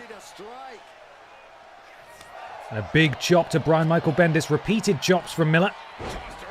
Throwing Brian Michael Bendis across the ring. Now Miller Oh, cheeky little back heel to the temple of BMB as he lifts up Brian, and then a running power slam. Just a show of technical power and ability from Simon Miller. And much like a few matches we've seen so far today, it has been all one-way traffic thus far in this match. Simon Miller has absolutely dominated Brian Michael Bendis from the word go, but of course that is not always a reflection on the end of these matches, as Brian Michael Bendis manages to escape. And a pin attempt on Simon Miller. Of course, if Simon gets his signature and his finisher, there's every chance that Brian Michael Bendis could counter one of those and steal it for himself, and then momentum swings right back the other way. All to play for here. Bendis like Beckham indeed. And now BMB. Oh, he manages to catch Miller, who didn't expect to see Brian Michael Bendis flying off the ropes like that. And just like that, Brian Michael Bendis is getting back into this match. Simon Miller up on the shoulders of Bendis. Bendis showing a lot of power of his own here as he hangs up Miller over the ropes. Boot to the back of the leg of Miller. And he beckons for Simon to get back to his feet, and Simon obliges for some reason. Ducks out the way. And Miller again feeling it, but he's getting too far ahead of himself here as he's taunting. BMB leaps to his feet and manages to take advantage with that drop kick. Simon hung up on the ropes and sent over the top. And BMB now leaps to the outside. And a standing Spanish fly there. Standing shooting star press, sorry, that's the wrong move. And now Simon sends Brian flying across the outside. Now, we do not want to see a count out here. But Simon's doing a move that is taking a lot of time. It seems like this match is becoming something of an uphill battle for him. And now Simon. He needs to get Brian back in the ring. Oh, he hits a spear on the outside. That's Simon's signature, of course. He needs to get Brian back in the ring now, though, because otherwise this is going to end up via count out. That is not how you do it. Miller gets back into the ring for the count of 7. Now, he could break the count by rolling back out. There's every chance Brian will get up in time, and I think he will, just very close to a count of 9. Referee even did the gesture. Miller closing in. I think he's going to get it. This is the jackhammer from Miller. Oh, but I believe Brian Michael Bendis has managed to counter. This is exactly what I was talking about. And now the ball is very much in Brian's court. But Simon is furious. He wanted to hit that jackhammer. Denied by Brian Michael Bendis at the 11th hour. Goes for the cover anyway. BMB did eat a spear. After all. Kick out at 2.999. Again, you could have started. Simon again goes for the cover. Gets feet on the ropes for elevation. Kick out at 1. Really just rubbing it in at this point. Mocking Brian. Sit out spinebuster from Simon Miller. And in spite of the fact that Brian Michael Bendis has a signature and a finisher locked and loaded, Simon Miller is not letting up. BMB could turn this around in an instant if he gets the opportunity, but Simon is staying very much in control here, and it's not looking good for Brian Michael Bendis. Simon, and that's okay. If you want to get serious about this, pray to Miller. Wants to finish this thing, and again, he was showboating, and BMB took the opportunity to spring up. Brian Michael Bendis does have a finisher. It looks like he nearly took out the referee there. A costly mistake puts Simon Miller back in control. And Simon continuing to dissect Brian Michael Bendis. All he needs is one big move, and this match is over. Brian Michael Bendis on full red body, Simon Miller just on yellow. And now lifts up. Oh, and then just throws Bendis across the ring. And I don't think we've ever seen Simon Miller fired up like this before. We've not seen a performance like this out of Miller. And it is refreshing to see going into tomorrow. Sit out spinebuster. Sits out on the cover though. Not quite, but Miller does now have his finisher. Could we be about to see that jackhammer that Brian Michael Bendis managed to counter just a moment ago? Oh, and a slap for good measure as well. And Simon now rubbing the face of Brian Michael Bendis into the canvas and then drops the elbow as well. And Simon's calling for it. We could be closing in on a Simon Miller victory here. It's time for the jackhammer. Up goes Bendis. And down he comes with the spin, the twist, into the cover. And Simon Miller has defeated Brian Michael Bendis. 1 day removed from their brutal Elimination Chamber match to determine who will challenge the Pip Down Men's Champion at Walrus Mania. It really was Simon Miller's game tonight. Brian Michael Bendis had a couple of flashes of brilliance in there, again showing how dangerous he is, how agile and how easily he can counter and quickly spin a match to his favour. But ultimately, it was Miller who came out on top, finally being able to hit that jackhammer. And Simon Miller walks into the Elimination Chamber with a ton of momentum on his side.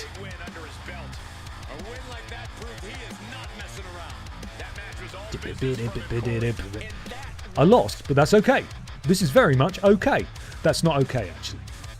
The audience is divided, but the fact remains that Simon Miller walks out tonight with a huge victory under his belt.